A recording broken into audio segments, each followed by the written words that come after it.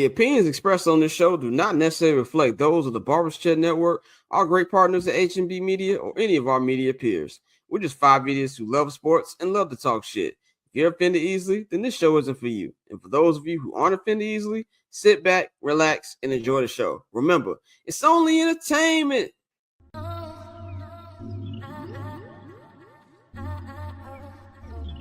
So cool. Triple double hat trick, I know the code too. Ice trade, go for trade, yeah we cold too. Getting paper on these player haters, old news, money on the other line, so I'm not gonna hold you. Money on the other line, so I'm not gonna hold you. Money on the other line, so I'm not gonna hold you. Money on the other line, so I'm not gonna hold you. Money on the other line, so I'm not gonna hold. My agent just said we made 100 flat. Make it back and make it stack just like no Steven Jack. Put my rings up in the camera like I needed that. Up in the air and at the rim is where I meet them at.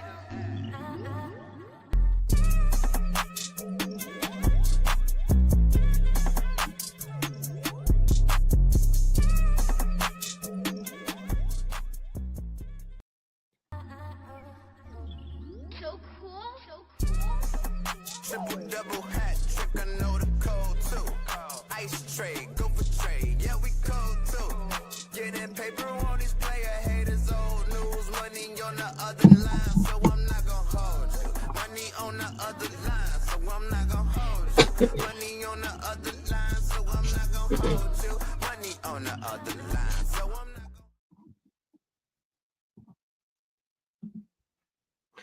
What's going on, ladies and gentlemen? Welcome to another edition of I'm Not Gonna Hold You. I am your host, Scott Lewis. It is Friday, April 4th, 2025, and we have got a great show on deck for y'all today, man. Of course, as we always start, follow me on all social media platforms at Barber Chair Scott. Follow the Barber's Chair at Barber's Chair Co. on all social media platforms. And, of course, follow our partners, H&B Media, at H&B Media TV, and at H&B Media on Instagram, man. Of course, while you're at it, man, subscribe to our Patreon, man, patreon.com/Barber's Chair Network, man. As you can see right here on the screen, we have got four different tiers that you can subscribe to. We've got the $5 I'm Not Gonna Hold You tier, and the $10 Holla All Access Barber's Chair tier. If you subscribe to the Barber's Chair I'm Not Gonna Hold You tier, now you get the new episode that we have, the new midweek Wednesday episode of the show, man, and you can get 25% off on your order at the Barber's Chair Network shop. That is bcnetshop.com. That is 25% off for now. Anybody who is a subscriber of that for their first order, man. So get in tune with that. So definitely got a packed show for y'all. Looking forward to getting into everything.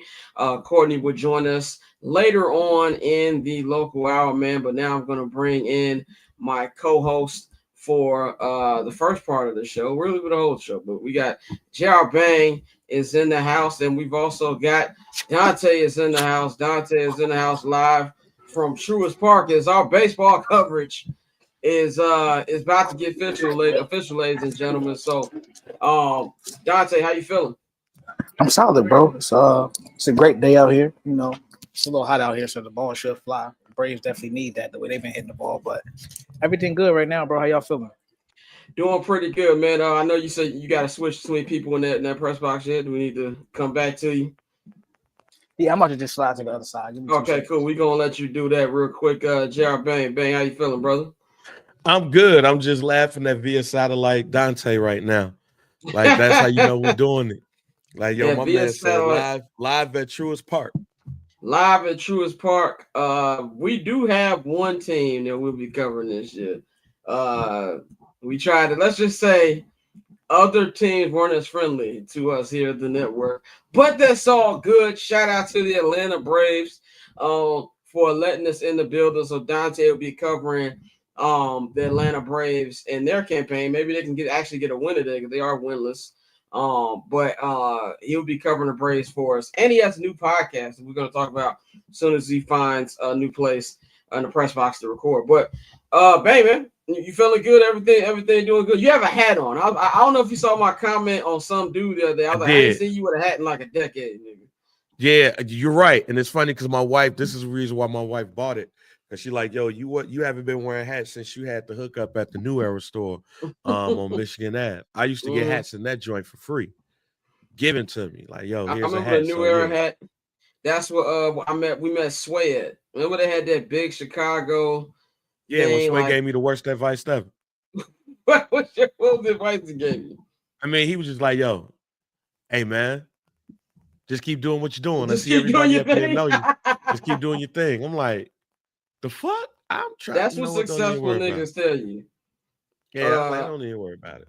I can't wait till I'm successful enough to go do a TED Talk and do the TED Talk mic thing and just say shit like we all got the same 24 hours. That's what I'm very excited to do, man. But I'm excited to actually have somewhat of a weekend to relax. Last week was a very, very busy weekend. It was a good weekend though, man. We celebrated my grandmother's 87th birthday, so had a family moment. I always say this, man. As you get older, you definitely appreciate being around your family more.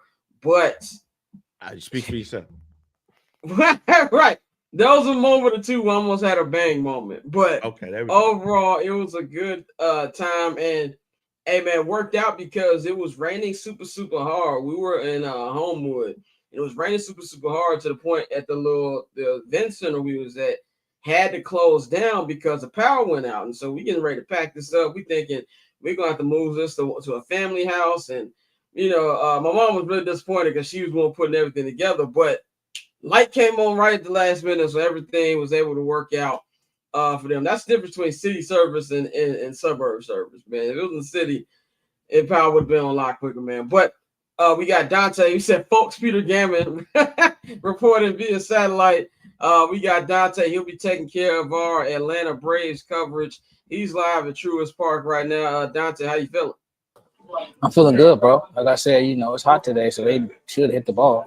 They've been struggling right now. One of the three players they got hitting over 200 just got suspended for 80 games. So, there's that. But, I mean, overall, I think it's straight, bro. I think it's going to be a good game today. Do you like their chances of getting their first dub today? Because they are still winless, if I'm correct. I do. I mean, don't get me wrong. The Marlins do play them tough usually, but I think that they got a good chance of getting their first dub today. All right, definitely tune in. You got a new podcast, Something About the Pod. Oh, yes, man. Every Friday, the High and Outside podcast. We got me, we got Courtney, we got my homie Malik Wright, we also got my homie Sid, and we got my boy JR Bang. We got a little segment we created for him. We're going to get everybody involved. We're trying to really just grow the game this season. We got, like I said, we weren't able to get as much coverage as we want, but we do have a coverage down here in Atlanta. And every week we're going to have a show where we go over everything that's popping in baseball, So I'm excited for it. Shout out to my boy Micah, because, this is still like the baby of the hot corner, which, he can no longer host. So, we're going to do it big for my boy. So make sure y'all check in with us this year. Definitely check in with that, man. We're going to get a lot of dope coverage on the baseball front, which I always felt like that was something that we need more of, man. Not just with this show in general, but Black media in general to be doing that. So shout out to the Atlanta Braves for having us on there, man. But I was telling Bang, man, before we was coming on, man, I have found my new sport obsession. That is soccer, or it's football, as they call it. I thoroughly enjoyed that. I've been watching a lot of it, my nigga, a lot. Even though my man Damien was trying to clown me, he said I was looking like Doug on King of Queens when he was like learning new shit with the glasses and everything like that, which is very funny. But anyway, that shit has been cool to watch, man. So I'm gonna be doing a lot of that this weekend. Let's start off, man. We're gonna start off with the warm-up, man. We gotta first say send our respects to the one and only Val Kilmer, man. Val Kilmer passed away a couple days ago. He was I think he was 66 was the age, man. Bang, I know you big on movies and things like that. Was there any Val Kilmer movies that you liked from back in the day? Man, it's Top Gun. Like, he was the ultimate asshole in Top Gun. Like, I I had to watch it again after watching the what I guess you could call it part 2, because you know they had that heartwarming moment. And what's crazy is, and I feel bad what I'm about to say, I thought he was dead already because of the new Okay. Top Gun. No, hear me out. The way that they did in Top Gun, it was the way that he like played that part in Top Gun. It was almost like a goodbye when they did it. So when I woke up and I saw that he had passed, I was like, damn, didn't he die already? But again, it was only because the way I felt like they paid tribute to him in Top Gun. And I knew he was sick. So man, that's the movie for me. It's Top Gun. I know he had a couple of others. You know, he along with like Tom Cruise and a couple of people, they ran the 80s, and then you know he was Batman and all of that stuff. But Top Gun is it for me. My favorite, I mean, everybody, I think like I saw a lot of people posting the stuff from Batman Forever, and I understand why people from my age have fond memories of that movie, but let's be very, very clear about something. That movie was not good. But it wasn't because of him. He was not the reason it was a bad movie. I think he was a great Bruce Wayne. Don't know if it was the best Batman, but my favorite is he was in Heat. Heat is one of my favorite movies. Obviously, I love Robert De Niro, love Al Pacino. His role in Heat was one of my favorites. Definitely can't forget about Top Gun, like you just said. I understand what you were talking about, thinking that he was dead because of the kind of like the send-off they gave to him. And, you know, he wasn't speaking the best as well. You know, he was dealing with that disease. But I do feel like it was a great look for him to actually be on the screen, you know, one more time. And it was Top Gun was like 2 years ago, right? I think it was like 2 years ago. Yeah, it was came out. like 2-3 years ago. Which means they shot it 3 years ago. Also Tombstone 2. I'm Your Huckleberry. Like that also was, I mean, Top Gun might be like, Tombstone might be his most famous role. But I'm not a Western guy. Like Right. literally the only Western that I would sit and watch is Unforgiven. Tombstone is cool, but I watched it once and I ain't got to watch it again. But when he played John Morrison in The Doors too, and Willow, yes, Willow, and the original Willow, even though that TV show I actually fucked with too. So he definitely had a lot of roles. He owned the 80s and 90s, and part of he had throat cancer. And the throat cancer, when they did the surgery, messed up his vocal cords. So he really didn't want to be in front of a screen talking to anybody because he don't sound the same. So that was also why that was a big moment too for him. But it was almost again like it was a swan song. They said this man was like in the bed for years. Like he was just in the bed. Like that's wild that he was in the and yes, it's Jim Morrison. I'm thinking about the wrestler John Morrison. Listen, when I hear the Morrison, make sure you listen to First Black Champ on Barbershop Network. That's the First Black Champ. Dante, any favorite Val Kilmer roles? I mean, a lot of people clown him for his Batman role, but that was a lot of people's introduction into Batman. So, you know, I always show love to that. But I agree, it's got to be Top Gun. And I'm a person who I went back and watched Top Gun after the sequel came out, and I was like, no, this is fire. So, now that he passed, I hate to do it, like treat him like a rapper, but I'm gonna go back and watch Heat and all the movies I haven't seen, you know, in years or haven't seen at all, and you know, really appreciate it. But no, Val is one of the best, I think. Val Kilmer, he's in that line of, you know, the American action stars. We got a new batch of them, but they don't hit the same as, you know, back when cinema was really cinema and these blockbusters were big movies, you feel me? Yeah. Definitely, man. So definitely, okay. We had yeah, you good. Or we won't have to ban Orlando from the chat, man. Orlando be wild. He gonna get us kicked off YouTube. But RIP. Yeah, yes, Heat was awesome. I'm gonna actually rewatch Heat this weekend. My favorite moment of Heat actually has nothing to do with Val Kilmer. It's the scene where Al Pacino was like, "She's got a great ass, and you got your face all up in it." That's my favorite part of Heat. Of course, we always know the restaurant scene with him and Robert De Niro, man. But R.I.P. Val Kilmer, much respect and love to his family and friends, man. But let's talk about last night.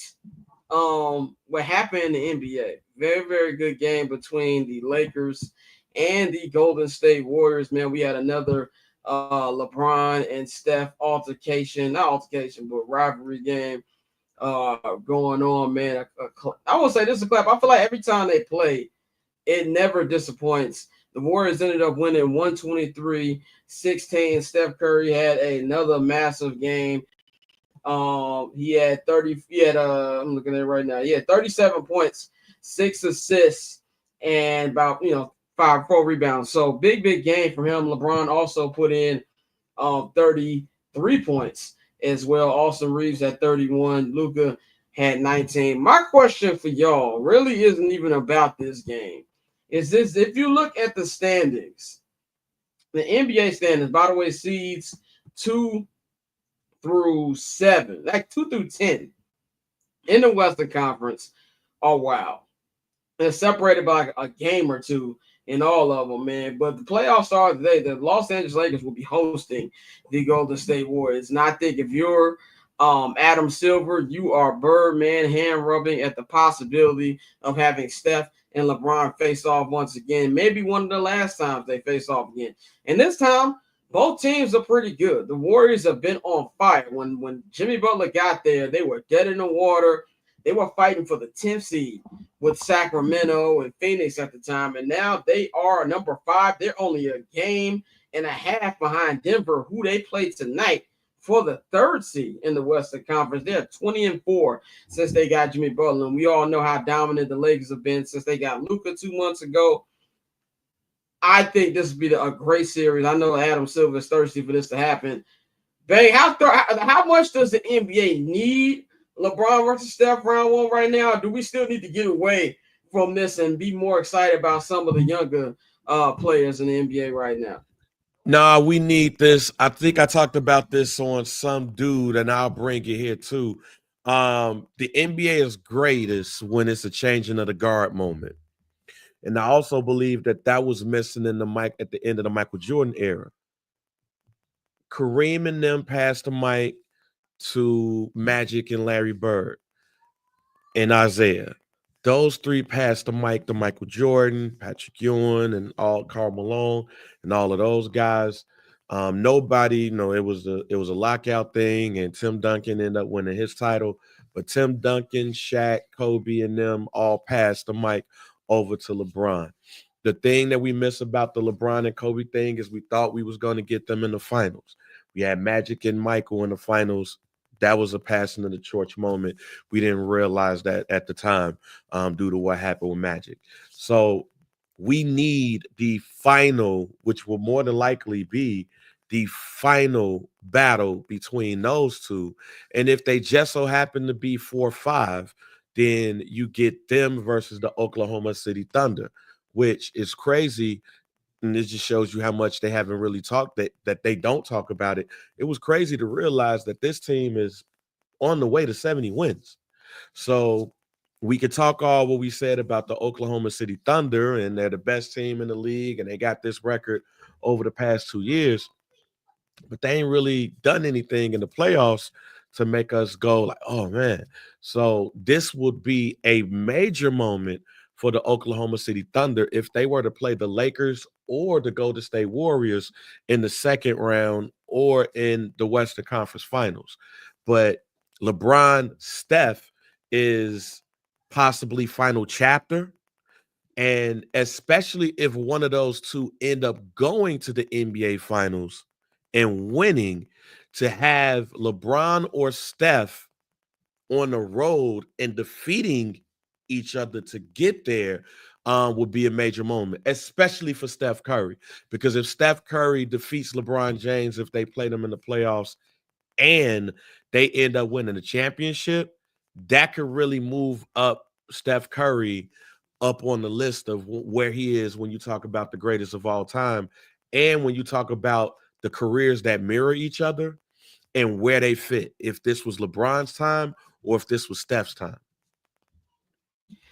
I agree. I agree with that. I think it's something that will be definitely entertaining. Best way to kick it off, and then, like you said, in the second round, then you have to play the Oklahoma City Thunder, and that will be the perfect now versus the old. Can the OKC Thunder knock off the old guard, no matter if it is LeBron or Steph, and say, "Yo, I understand y'all little rivalry and things like that, but this is my league right now. I'm the MVP. We finna dust y'all off. Go to the Western Conference Finals, and then see if we got to face the defending champions in the NBA Finals." To me, that's the perfect way to start the playoffs. Dante, what's your feelings on last night's matchup? Every time LeBron and Steph end up playing, it's always like a classic game. And how much the NBA maybe needs them to face off in the first round. Last night was another reminder of how we need to really appreciate these C dudes while we still got them. I know we spent so much time splitting hairs talking about who's the greatest, who's the best, who's, got the most rings and all of that. But like you said, every time those two play each other, you see why we want to see the best against the best, because they always give us a matchup, no matter what we are getting from those teams at the time. And the Lakers have been struggling.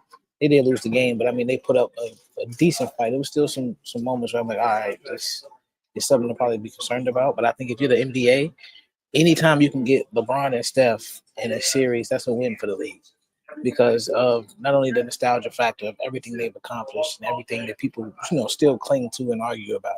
The fact that these are two of the premier players in your game, and that they are a testament to the longevity, which is something that the older generation didn't really have. They didn't have a lot of guys going 16, 18, 20 years and still being dominant and extremely effective. Usually this was around the time those guys were transitioning into role players. Instead, these guys are still stars. So if you're the league, you definitely want that. You know that you're going to move the needle every time they come on the TV screen. It's automatic, even though it's a West Coast game.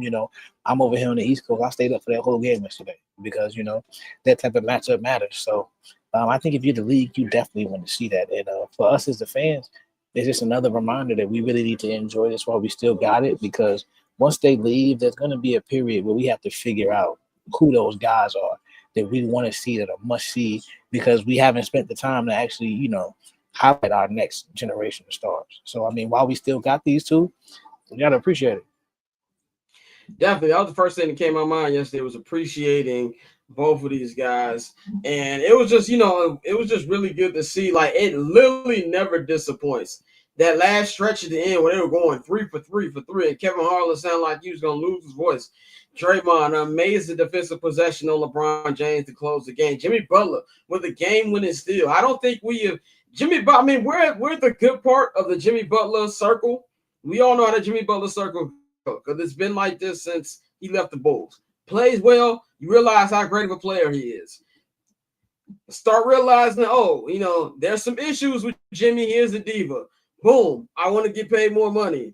We don't want to pay you no more money. I want out. It's the full circle. Now, it might change because he's later in his career right now. I think he's like in his 14th season in the league. Maybe that's different, but he has been 100% a changing factor for the Golden State Warriors, and a reason why I think they might have one last run in them, man. So I'm really interested in seeing that, man. Let's talk about another game that happened last night.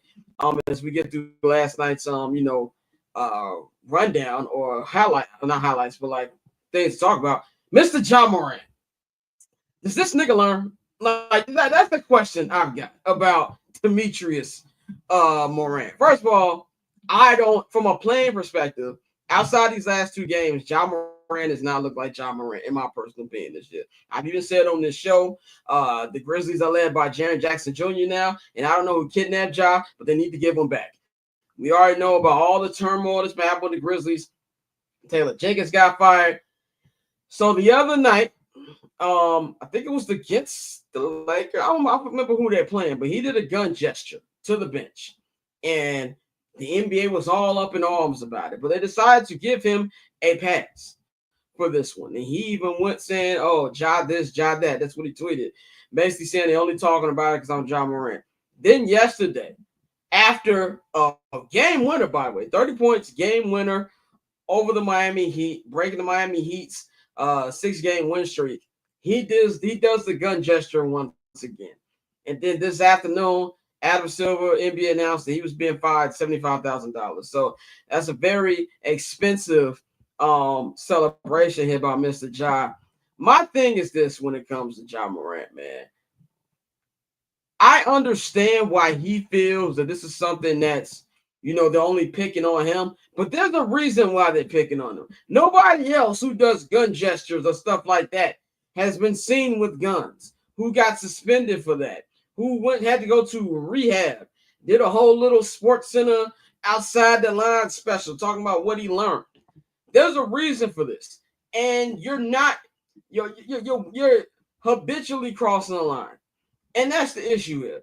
And on top of that, the whole slide that the Memphis Grizzlies have made over this season, especially since Taylor Jenkins has been fired, this doesn't help your case. Now, winning and playing well will shut people up. But Ja, I believe, has to be more aware of what he's doing. The gun signal, do I take it seriously? No. Does anybody who's rational should take it seriously? No, I don't think it's a big thing. In fact, I really think it's kind of hypocritical of the NBA to have players like Miles Bridges and other guys like that who were obvious domestic abusers not getting the spotlight that Ja is with a gun gesture, but there's still a reason for it. So I believe Ja needs to just learn that and just keep it pushing. But it kind of feels like he is your little cousin who keeps getting in trouble despite all the talent that he has. And that's something here that I feel like might hold him back in the long term when it comes to it. Bang, what's your thoughts on what you saw from Ja Morant last night? I think it was stupid. And what made it even more stupid is that hours before the game, the NBA told him not to do it, and he did it anyway. That's the issue. Look, Jay Williams said something on the show today, on First Take today. Get Up. And he said that just ban it. Just ban gun salutes. We see what the NFL just did with banning the nose joint, the slime joint, right? Just ban it. Keep him away from doing that, and just keep it away from the league. If you want, you can't say you want just Ja to stop doing that. Like, that's where, if Ja came out and said that, I would agree with him wholeheartedly. You even if what happened to me happened to me, if it's legal to do, I should be able to do it. You can't use what I got arrested for and all of that stuff and just keep it to me and say, don't do it. Flip side of it, they told you not to do it, fam. So just don't. And you know what you've been through. So it's just sheer stupidity on his part. He's dumb. There's no point of doing it. It's not even, and honestly, it's not even a cool celebration. Like, it's not one of the cool gun celebrations either. So I just think it's dumb. It's stupid. If the league don't want him to do it, just ban it all together. And then let everybody get mad at him because they can't do this after they shoot a three-pointer and stuff like that. Dante, what's your thoughts on this, on Ja repeatedly not caring about what the NBA is telling them? Yeah, bro, it's childish. And when you're somebody who, they're trying to position you as one of the faces of the league, the last thing you can do is sit here and act like a child, bro. Like, it's like you said, they give you these little slap on the wrist, go to fake therapy for a couple months and come back. So, they're trying to stall you out, but you continue to try to push the issue. They give you an inch, you take a mile. Your pop's drunk on the sidelines. I don't know what y'all want me to do no more. Like, at this point, like, sometimes I think people overreact. You feel me? Like, but at the same time, when they come to you directly and say, hey, bro, just don't do this, and that's what the league did. He did it anyway, so it's one of those things you can't really have sympathy for him no more. You would think that he would change his behavior, but right now, he's not. They fired the head coach. So I think it's a thing where the checks and balances aren't really there in Memphis. We don't know if they're going to move on from him after this season. That's one of the signs. Because, you have people who are still talking about. I think it was Mike Wilbon, because of course they're talking about are the Bulls going to try to get a guy. And they were talking about Ja and Zion and the potential that both of them may be done in their respective cities. So for a guy like Ja, it's unfortunate he don't really care, but at the same time, this is kind of the culture we've cultivated with the way that we treat our stars. So he gonna keep doing it until like something of serious consequence happens. But if nothing happens, and it's just a salute, it's just a little gesture, then it won't matter. So I'm with Bang. If it's that big of a deal to the league, then ban it. But in his defense, I will say this: Buddy Hield did it, and he did it back to Buddy. So they kind of were just clowning around. Had a back-to-back thing going. Yeah, it was just petty. But that's the whole point. It's petty. It's like, bro, if they ask you not to do it, they want to position you as one of the new faces. Just don't do it. Definitely, man. We're going to see how that ends up, man. But let's get into it. The local hour. It is the local hour. Local hour. All right. Brought to you by the Sock Man on 87th. But we've actually got Bear stuff to talk about, ladies and gentlemen. I feel like it's been a minute since we had actual Bears content to go over. This week was the league meetings, so all the owners, all the GMs, all the coaches were all in bumfuck Florida. I don't know exactly where it was in Florida, and they were all out there. I don't know. Did y'all see Mike Tomlin looking like he's finna pass out? Like, and they thought, yo, is this nigga sick or something? My man looked like he took some bad shit and was just trying to fight through it. Yeah, like that's how bad he looked, man. But a lot of stuff to get into from the league meetings. But let's start off with the first news that hit not late last night, but around yesterday evening. That is the Bears agreeing to a 1-year, $3 million deal with Case Keenum. Case Keenum, of course, veteran quarterback. A lot of people remember him for that Hail Mary play in Minnesota about how many years ago was that? That was like about 6-7 years ago at this point. The Minnesota Miracle over the New Orleans Saints. He was the backup last year in Houston for CJ Stroud. Now, for the last couple of days, Ben Johnson and Ryan Poles been talking about getting a veteran to help Caleb out to establish that quarterback room and really give him some guidance. Now, I thought when I saw this that meant that Tyson Bagent was going to be working for Uber Eats. But apparently, according to Courtney Cronin and according to Patrick Finley, that seems like Case Keenum is going to be QB number 3. And Ryan Poles even alluded on Adam Hogan, friend of the program, Adam John's, Hogan John's podcast last night, that he still has a lot of faith in Tyson Bagent. Instead of you're rooting against him, well, not rooting against him, but like thinking he's going to fail, he was surprised you. I don't think he's going to surprise me, but that's what he said. So I'm a little shocked at that. Now, things can change. Things are fluid. Who knows what's going to happen come training camps. I also remember when they signed P.J. Walker a couple years ago to back up Justin Fields, and they thought he was going to be the backup, and that's where the Tyson Bagent thing came, and they cut P.J. Walker. So who knows? But overall, I like this move. I think it's a solid vet. He would be not my number 2 for sure. I'm not a big Tyson Bagent guy on the field. Obviously, Tyson's a cool dude.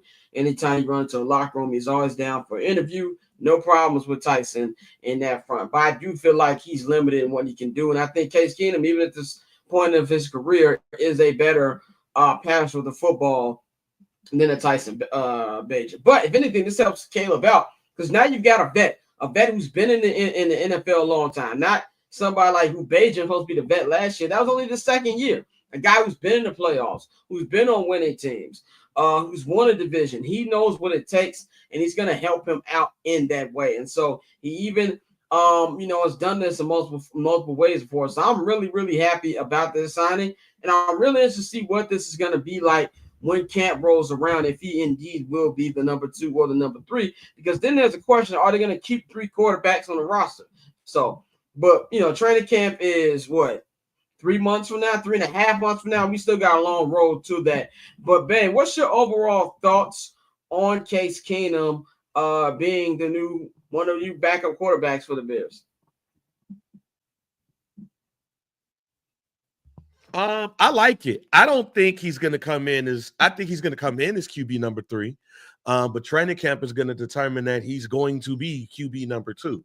If I had to trust somebody between Case Keenum and Tyson Bagent, it's going to be Case Keenum to hold down the fort until something comes, like until Caleb comes back, if it's some stuff when it comes to injury. But I do like the move. Case Keenum has been in the league for years. He's been a starter. He's been an effective starter with the Minnesota Vikings. So I do like this move, and I don't think he's going to end when preseason ends and when we get into the regular season. It would not shock me if he's QB number 2. Dante, what's your thoughts on this? You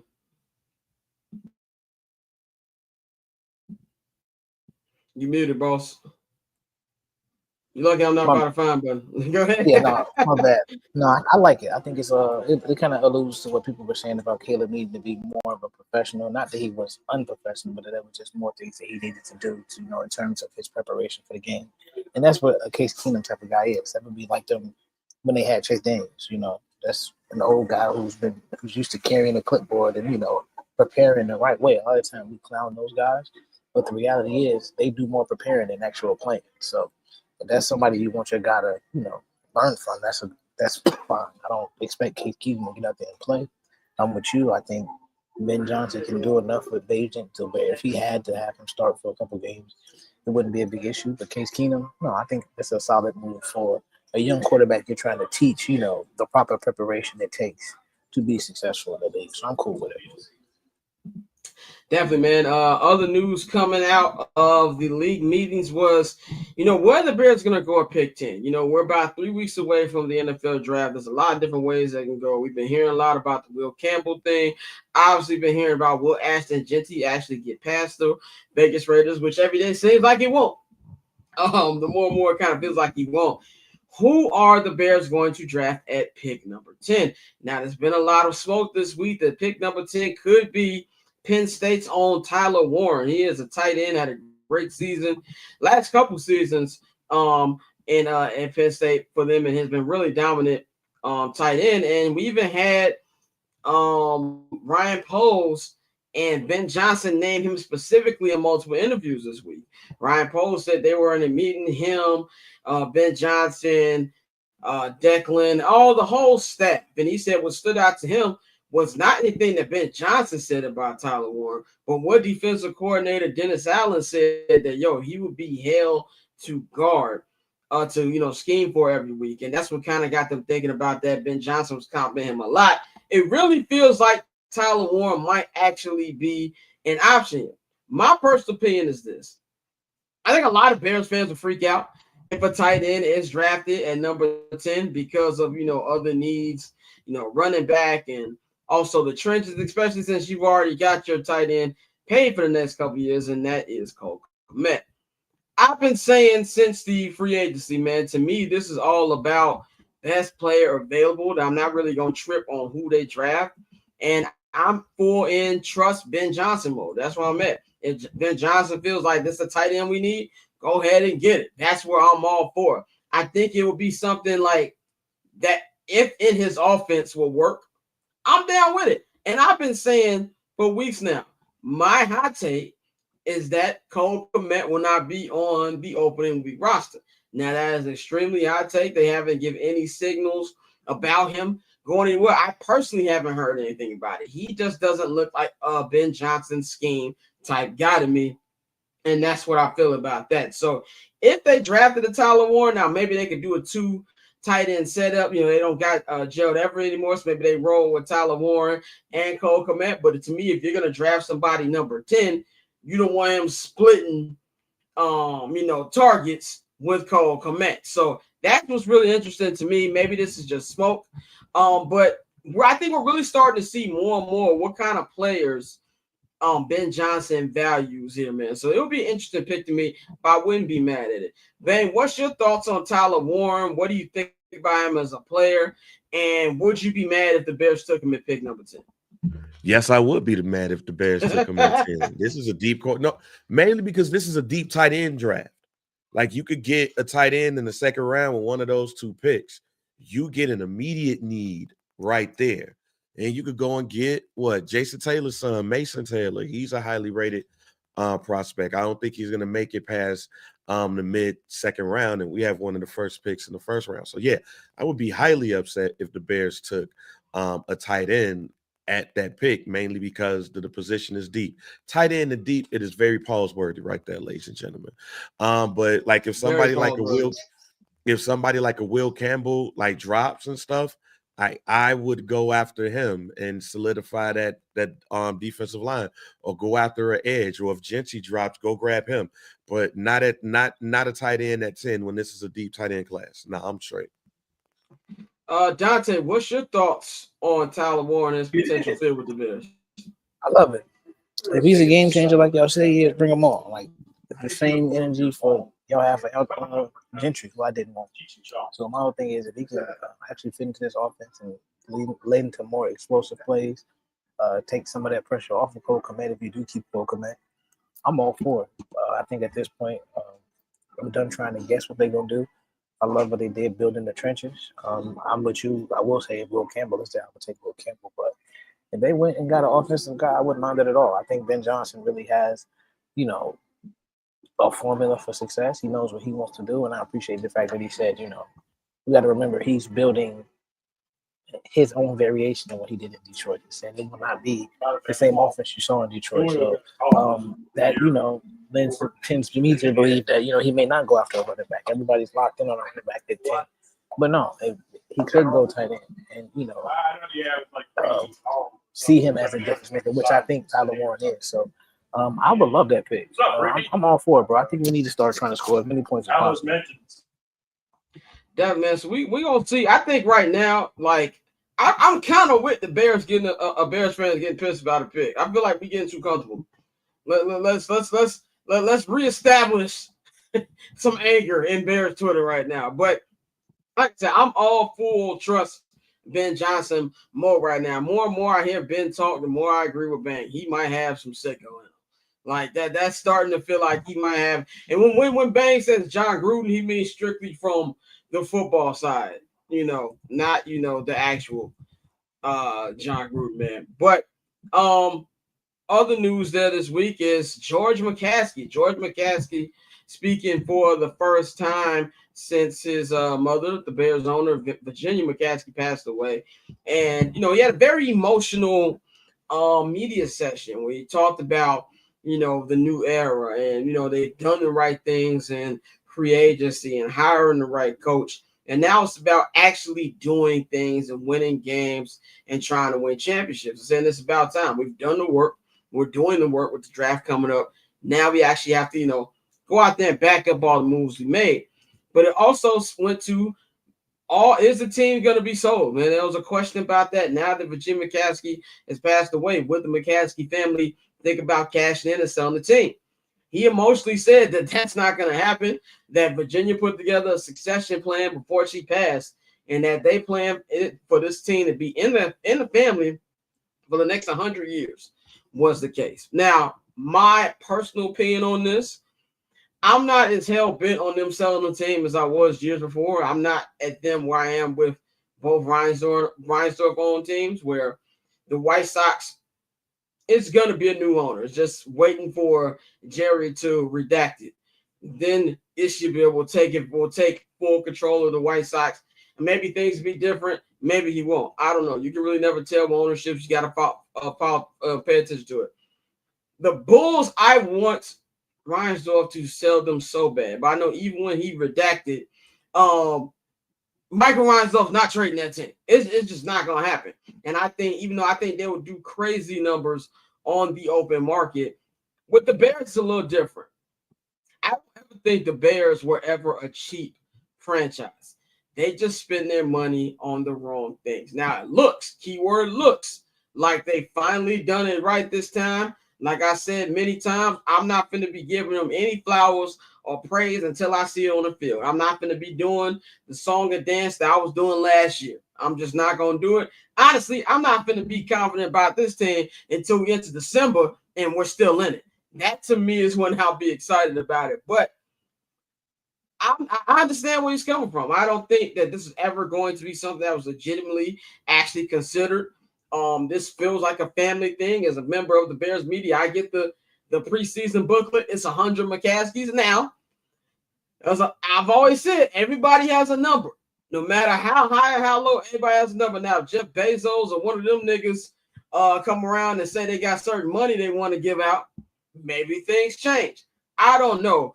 But I did think it was interesting that he made that announcement and that there is a succession plan in general. Ben, what you think about George McCaskeys' comments and, about the overall keeping the team?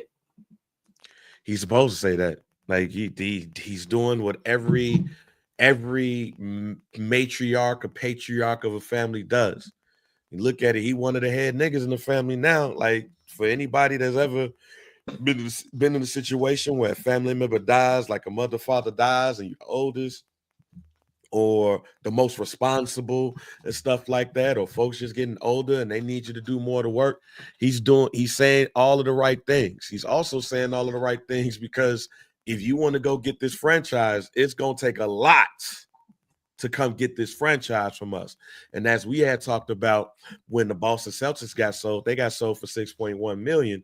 When you add the fact that the Bears is pushing along with this stadium, whether it's in Arlington, where more than likely is going to be, or wherever that joint is going to be, that's going to add extra B's on that joint too. This could possibly be a $10 billion sale. If the Bears is on the market, the Bears would be the biggest or the highest sale of all time in a franchise, when everything that's coming with it, and it's a charter franchise, and it's the NFL. So basically, all I heard is Michael McCaskey saying, all I heard is him saying, hey, we keep this joint for 100 years. I want to keep it in the family for 100 years. But you drop them double digits in that bill, I think we can have a conversation. So basically, you think he said send me an offer is what you're taking from that? I ain't saying he said send me an offer. He's saying if I get an offer, it better be that. Gotcha. It better be that. Dante, what you think about what you heard from George McCaskey about the selling of the team? It all sounds good. You're supposed to say that right after somebody passes away. That's just, like you said, a little dog whistle to the highest bidder. You better come correct if you do decide to buy this team. I think the way private equity is, racing to sports, and the way they're just opening the floodgates. Essentially, they try to say they're going to limit things, but usually when money starts flowing and people start talking, you're going to see a lot more private equity money in the sports spaces. So I think if the right billionaire comes to him and says, hey, we got, $8 billion, we got $9 billion, I think the Bears will sell for at least $7 billion. That's my thing, even with the current valuations. You see the Minnesota Timberwolves, no, it's a different sport. They just sold for $3 billion, and they said that was a steal. No sports team will ever go for that low again. So I think if you were to, even proposition somebody to purchase the Bears, that number's going to start at a 6 or a 7. So I think right now he's saying all the things he needs to say. It sounds good. I know it's 100 of them, but if somebody come with the right check and it's enough to, put that whole family up for the rest of their lives, money talks, bro, at the end of the day. So I wouldn't be shocked if they did eventually sell.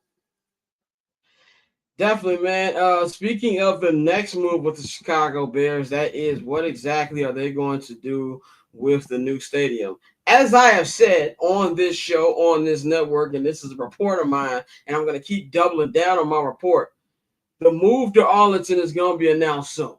I was hearing post-draft, maybe May, but everything I've been seeing, it just kind of feels like it's confirming that more and more that's going to happen. So Kevin Warren, TED Talk Kevin, I like to call him, he did a couple interviews this week, and basically he was just bigging up Arlington the whole time and saying that, we love the lakefront. We love everything they got over there. It'll definitely be something we love to do, but look at all the different ways of things we can do over there in Arlington. We can build kind of like a Bears town and do this and do that. So everybody has places to stay when they come in for all of these different events that we will host here. It really feels like this is pretty much, something that's already done, that we're just waiting for the final announcement. And he kept bigging up the new mayor of Arlington Heights. They just had a election this past week, and they do have a new mayor. He kept bigging that up and saying, oh, they're going to be influential. They're going to be influential. They're going to be influential. It finally feels like the wheels are finally in motion for the Bears' new stadium, something that we've been talking about at this point for 2.5 years. since Kevin Warren has come over and taken over as the president of this team. Actually, even longer than that, because Ted Phillips was a part of the group that actually bought the land. And I'm glad we're actually getting this because I'm tired of, the whole they need to stay in Chicago. By the way, I was like that at first too. I was one of the people who said this team needs to stay in the city. It doesn't really matter. Arlington Heights ain't that far away from Soldier Field. And I hear everybody saying prices is going to be risen and stuff like that. If you can't afford a game in Soldier Field right now, ain't like you're going to be able to afford a game over there anyway. So that's something that I feel like doesn't really matter at this point. And if you look at all these other stadiums and the NFL, very few of them are actually in the city. The Jets and the Giants play in New Jersey. As somebody who covered a Bears-Jets game a couple years ago, it took me an hour to get there from when I was in Queens. Took a long time. The Rams play in Inglewood. That's not Los Angeles, the actual city. Not that far, but it's not Los Angeles City. Dallas does not play in Dallas. Cowboys don't play in Dallas. The 49ers play almost 2 hours away from San Francisco. So it really feels like shovels are going to go into the ground this year, and we can finally get into the building of this. I said my high take is the 2029 Super Bowl will be in Chicago. If that happens this year, 2030 Super Bowl will be in Chicago. If this happens this year, kind of feels like they'd be on track to do that. Bang. Anything that makes you feel like this is actually going to finally go down, or you still think it's still talk until it actually happens? No, it's going to go down.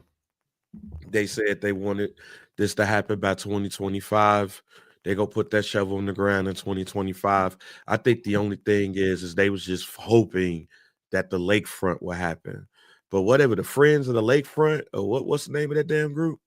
They got way more power than I thought.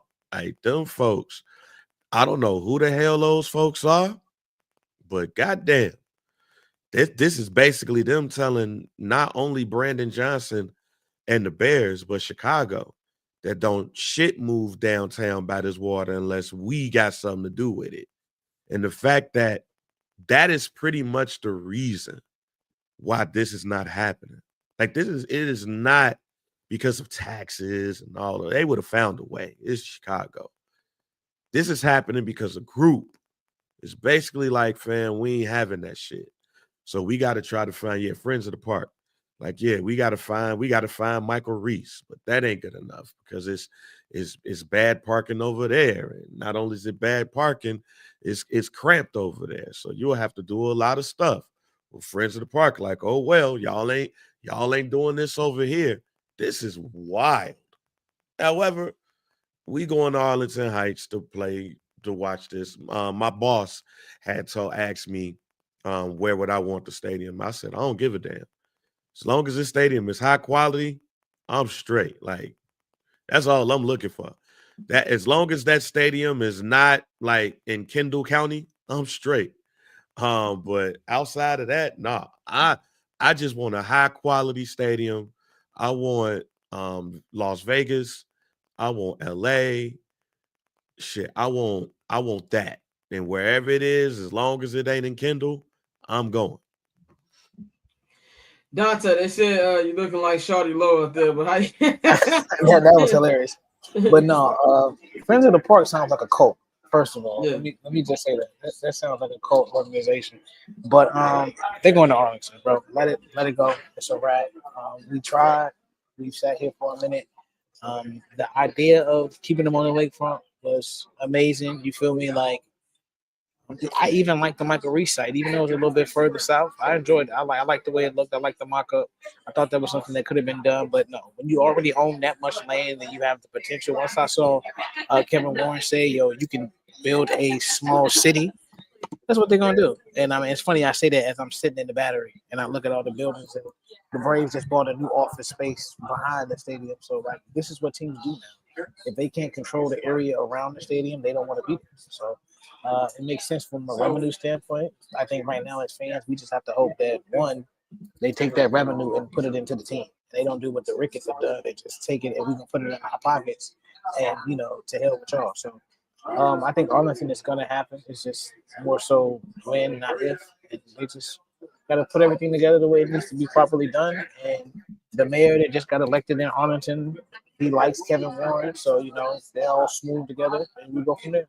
But no, it will be in Arlington. You can let that go. I think.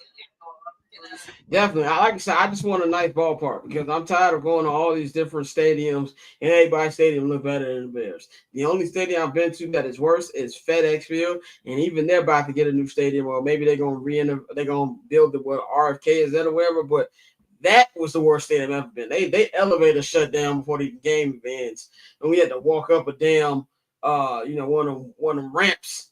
When I met Taylor Rooks the first time, all the damn ramps and stuff like that. So that makes Soldier Field look like so fire. So I'm just glad. And just real quick, to show you a little comment. Just the FYI, this is not a Beijing. My hair is jet black. Like this is my hair color. I just tried to be crystal clear. But yeah.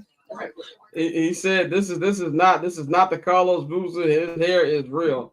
Shout out my cousin Gary in the chat. Do you think Chicago can get the Super Bowl around every 5? No, they're not going to get every 4 to 5 years. That's reserved for the warm weather cities. I disagree with you. I don't think that's going to go ahead. Why do you think it would be the case? I think the NFL is going to get to a point where they want to showcase these premier stadiums. So you're going to have Atlanta, LA, Vegas, Chicago, and whatever the next big one is. Nashville is just it's a growing town, but I don't know if they're gonna want to showcase that stadium every 5 to 10 years. They will get one, but no, the major cities, I think they will showcase those stadiums. So I think the Bears, once we get a dome, that's always been what's holding us back. This is one city that can host the Super Bowl, have events, and still be a cold weather city. New York did it, but that was outdoors. I don't think they'll ever do that again. But as long as we have a covered dome, I think they absolutely will do it. I mean, for me, y'all already know how I feel about Super Bowls and All-Star games. It should be in warm weather area. In fact, I wouldn't be mad if they host a Super Bowl every year in New Orleans. To me, New Orleans is the perfect Super Bowl city. That's why I'm at with that, man. Last Bears topic, and we're gonna bring Courtney in to talk a little baseball. But Ben Johnson, of course, we all know the opening press conference he had when he was introduced. He took a little shot at Matt LaFleur, saying he enjoyed beating Matt LaFleur in Detroit all those times, and said that he's looking forward to doing it again. They asked Matt LaFleur about the comments. Now, I had the video, but I definitely thought I loaded the video up on here, and turns out I did not. So I don't have the video to play, so I'm just going to describe what he did. Basically, he said that, yeah, I heard it. And they was like, do y'all have a relationship? He's like, no, I ain't got no relationship. He was just playing to the fans, but, we'll see. Feels like it was a little static there. Feels like there's a little static, and it feels like there's a little pre-beef between the two head coaches. I don't think we've had, obviously, we know how the fan bases feel about this rivalry. I think it's only a rivalry to both of these teams, both of these cities. I don't think anybody outside of Chicago and Green Bay gives a fuck about this rivalry because it's been so one-sided over the last 30 years. Outside that little 4 or 5 year period where the Bears dominated during the Lovey era, that's really all it was. So this kind of feels like if both teams can be good. Of course, we all know the Packers are consistent. At the absolute least, they're going to be a playoff team. They ain't going to do shit when they get in the playoffs, but they'll be a playoff team. If the Bears can meet expectations and they make it to the playoffs, now you got an actual rivalry that people outside of both cities care about. And if both coaches hate each other, that just adds to it. So I love what Matt LaFleur said. I didn't want Matt LaFleur to be like, yeah, it was cool. I like Ben, what he's doing. Fuck that. We need warfare. We've had too much cool, talking between the coaches. That's what I like to see. Bang, what did you feel about these comments from Matt LaFleur here? Well, first of all, y'all already know how I feel about Green Bay. And everything about Green Bay. So this just adds to it. Fuck this nigga. All right. Ben Johnson. Look, shout out to Ben Johnson. Ben Johnson got niggas scared. That's all I feel. I think Ben Johnson got niggas scared. Niggas is like, all right, okay. It's about to be real over here. And you know what but you know what the other thing is too I like about this? I'm glad that I'm hearing this and I'm comfortable.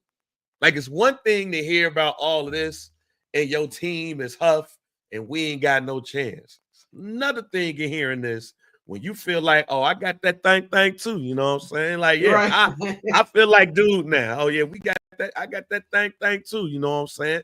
And Matt LaFleur, he can now. I can hear him talk, and now I could be comfortable and be like, yo, we got that thing too.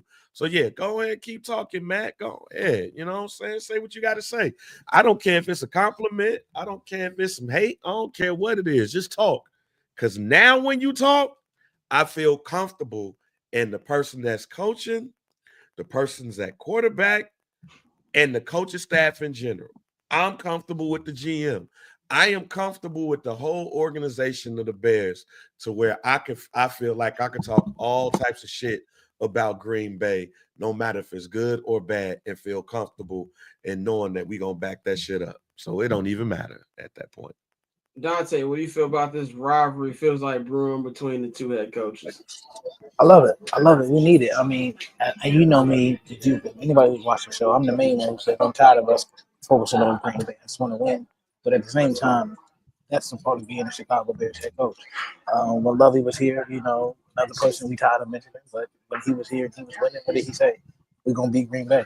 And he actually was the last one to actually go out there and do it consistently. So I'm all for it. Again, I think, like Bang said, this is more so another sign that they are truly, truly scared of Ben Johnson. You know, you had some people saying Ben Johnson leaving was like the Rams losing Sean McVay. That's the type of impact that would be. So I'm excited that we got the guy on our side, you know. So that's why I say, you know, if it's Tyler Warren, if it's whoever, no, let's really build this thing up and run it up. If the St. Brown podcast didn't copyright claim this video and took away my monetization for one of these, I played a video of him saying fucking Ben again over again. But yeah, so I won't be doing that again. But by the way, did you see Caleb Williams has been getting this real LA party and all? I love it, but you got like 4 more weeks, nigga. It's time to lock in. All right, enough. Oh, hey, I'm with you. Look, now I'm gonna say all of that to say, man, I ain't gonna front. The other day when he was at the Lakers game, I was like, when the wide receivers and Caleb gonna be together? Hey, Jaquan was at the Lakers game last night. I know. I still said, when are we gonna get that Aaron Rodgers DK Metcalf video? When we gonna get that slow motion video on somebody's Instagram that showed Caleb throwing the ball and them catching the ball? I'm ready for that. Yeah. I am not gonna sit up here and cap, and I'm not gonna sit up here and act like that I ain't said when we gonna get that Instagram video of them practicing together this offseason. That's the only little trepidation I got right now. I need to see that. I need to see that them boys in the lab. Caleb, you got a couple weeks left of being able to dress like one of the members of Men in Black. Okay, no more. I saw you and Keenan Allen partying with Amon Ra. I think he had like a poker thing. And look, I got my ears to street Los Angeles. You already know.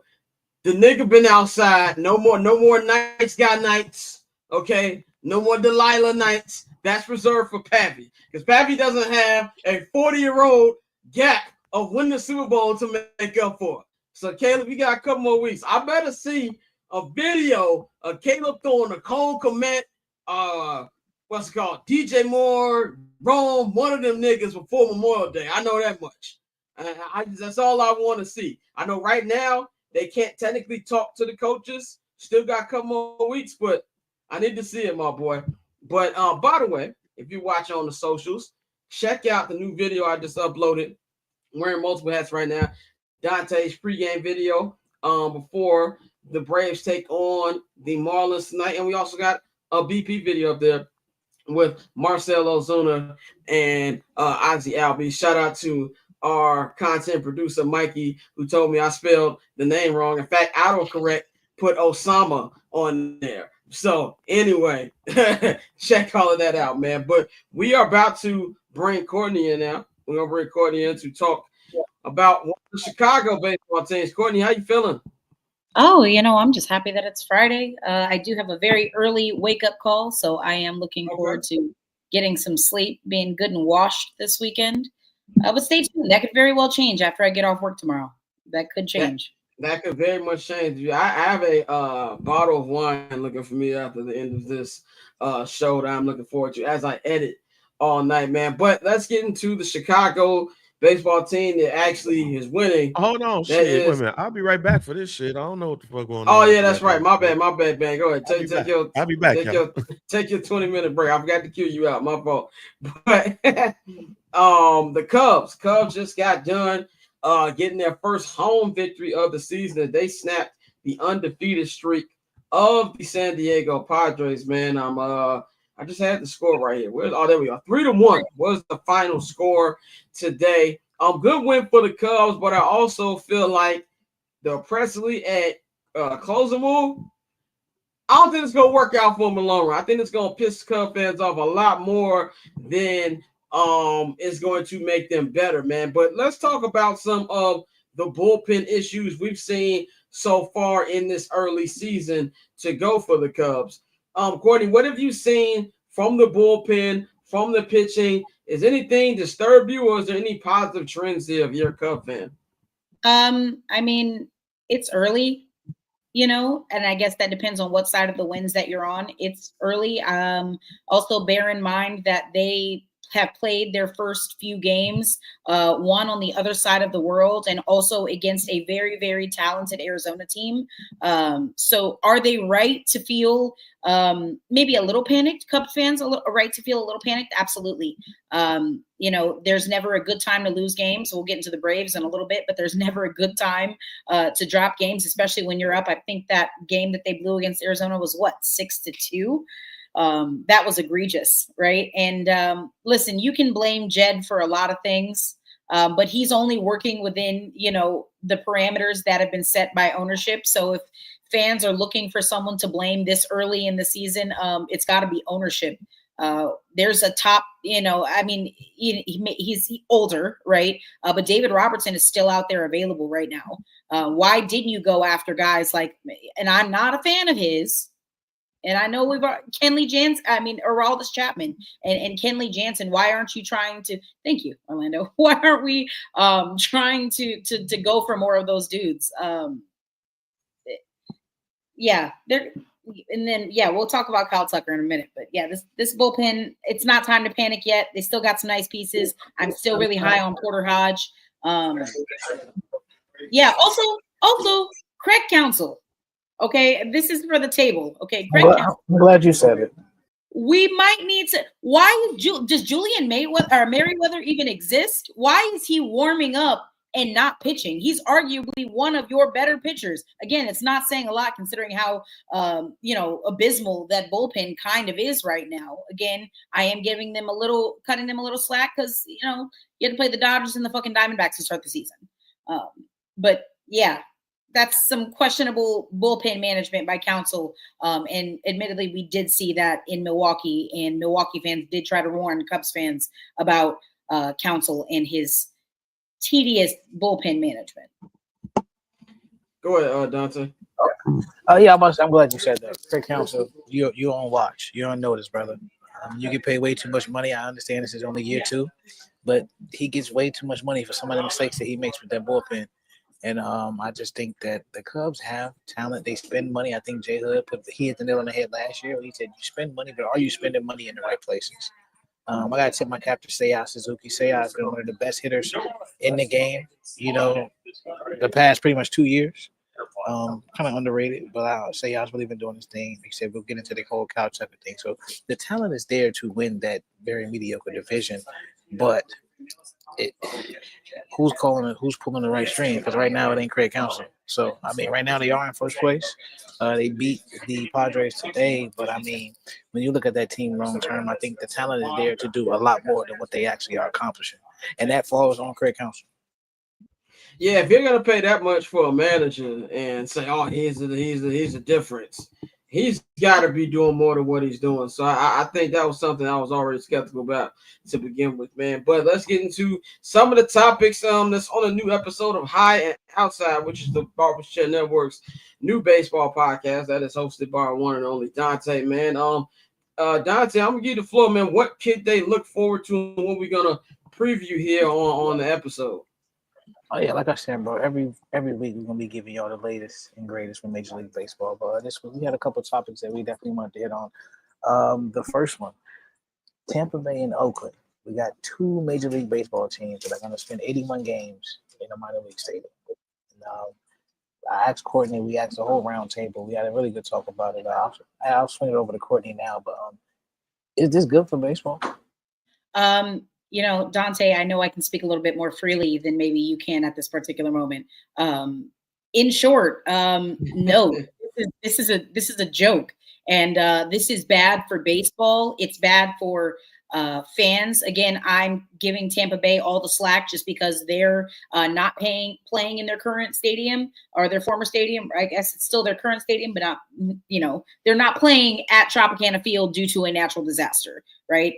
Yes, people might say that they should have had their stadium issues sorted out prior to that.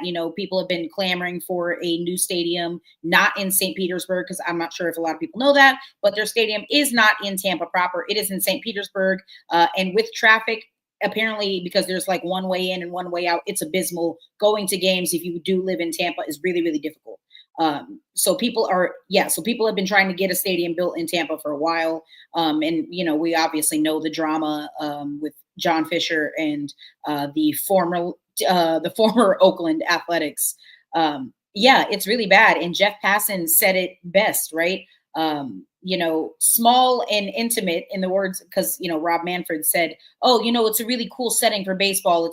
It's charming and it's intimate. And Jeff Passan said it best. That small and charming and intimate is exactly what a realtor says to you when they're trying to sell you some bullshit. It's awful. That field looks like when you making a team on MLB The Show and you making your own little ballpark. Yeah. That's that ballpark looks like. And the crazy part is, it's a beautiful part of the city. Like, honestly, and I'm telling you because I firmly believe in my heart of hearts, I've been saying it from the beginning, that there is not going to be a stadium. There's not going to be a stadium built in Vegas. It's not happening. There's not going to be a stadium in Vegas. So I think, and you look at all those beautiful drone shots and those high shots that they were taking during that ball game. I'm like, oh, that's a perfect place to build a major league ballpark. It's hot as hell, so you might want to put a roof on it.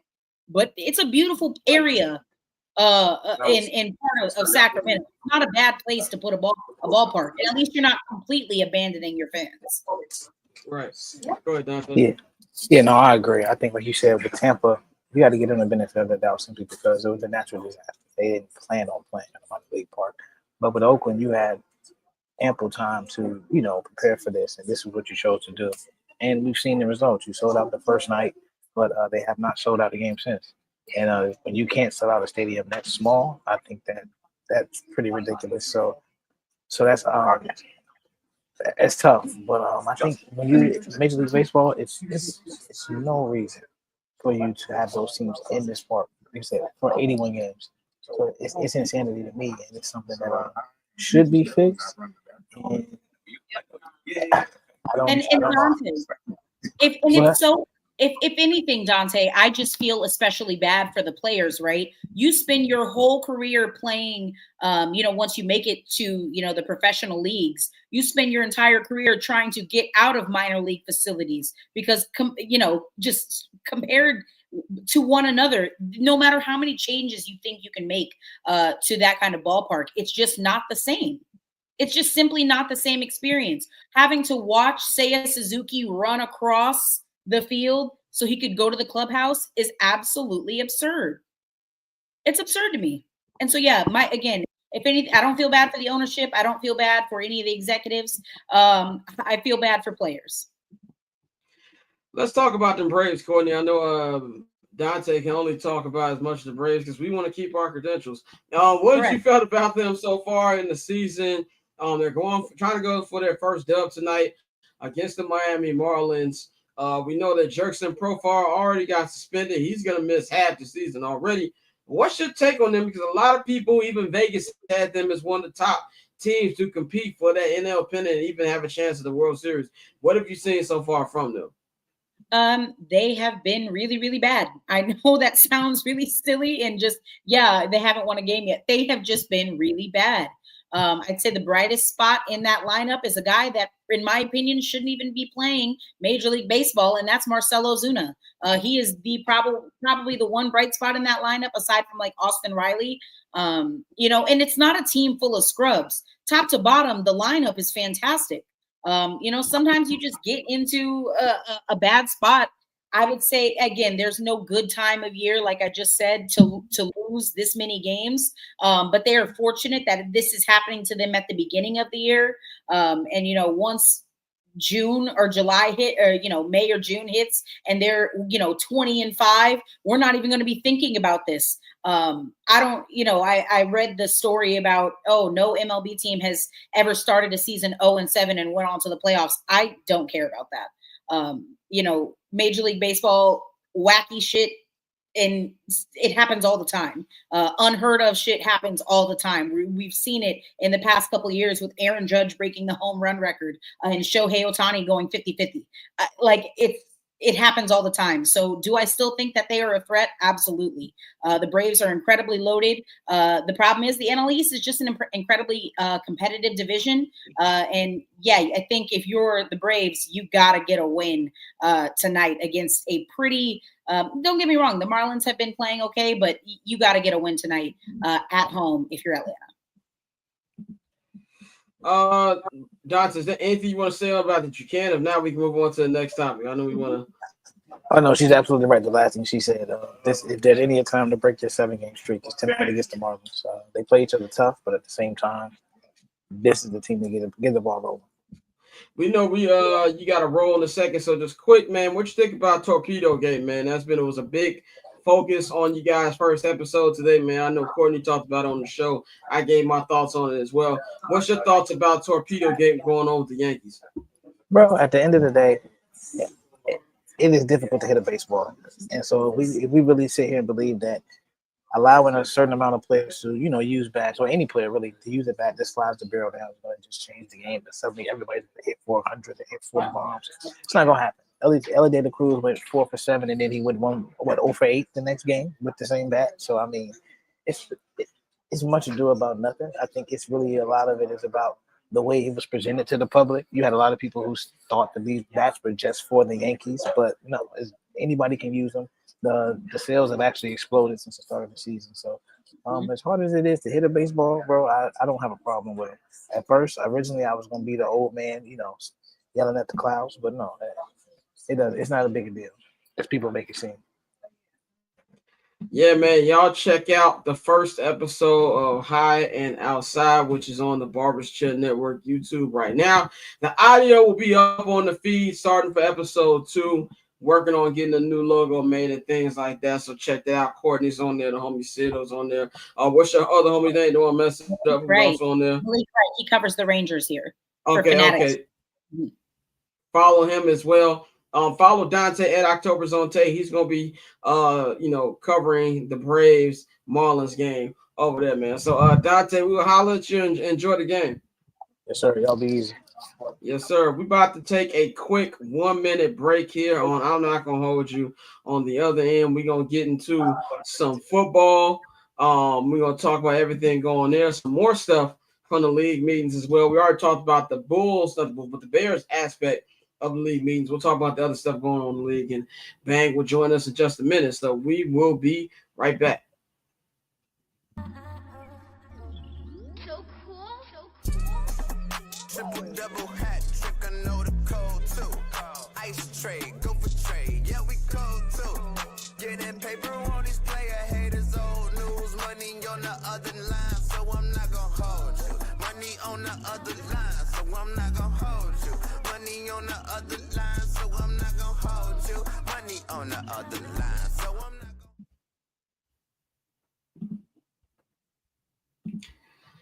We are back here on I'm Not Gonna Hold You, man. Shout out to Dante, man. Shout out to the Atlanta Braves. Shout out to all the teams who fuck with independent media. We know it's not a lot of y'all. We appreciate y'all. Bears, y'all already know how I feel about y'all. So shout out to the Atlanta Braves for getting us that credential. We're gonna have a lot of good Atlanta Braves coverage this year, man. But we got bang back. Before we get into the NFL, I got a couple non-NFL questions. One, as we've been seeing, I feel like media has been a topic of conversation these last couple weeks, obviously, with the whole LeBron James and Stephen A. Smith altercation. People talking about they want real journalism. How's the NBA being covered compared to how the NFL's been covered? Now we have a story that came out this week about Pat McAfee. Pat McAfee talking about some situation that happened with some sorority girl allegedly sleeping with this one guy's father and things like that, and how it's ruined a boyfriend. Yeah. Oh yeah. It was. I remember watching it. Then that shit was nasty. And like, I'm not a fan of Pat McAfee, but I had to turn that shit off. It made my stomach turn. I'm like the bar stoolification of ESPN in full effect. It made me sick. And that leads to my question. Is the worldwide leader beyond saving at this point? Like, because if you look at it, I don't really, outside of the actual live sports on there, I don't watch ESPN. I don't watch First Take. I don't watch any of those other shows on there. Get Up comes on too early in the morning for me.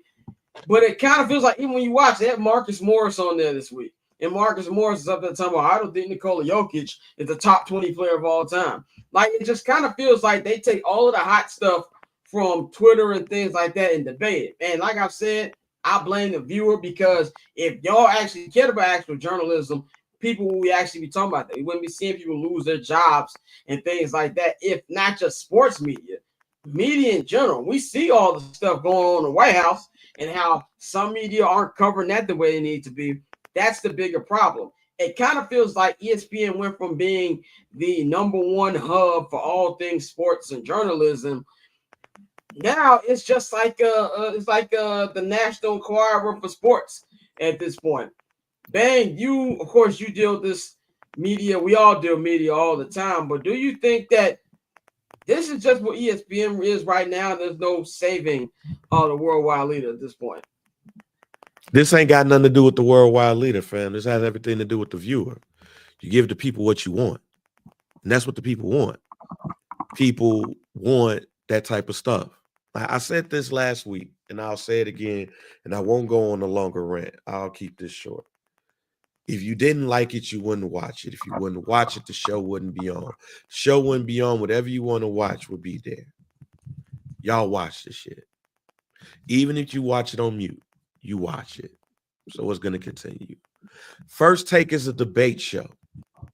Debate shows have been around for years. Sportscasters on TV, something that used to come on Sports Channel Plus. All of that shit is really all of this shit that you're seeing is offshoots of that.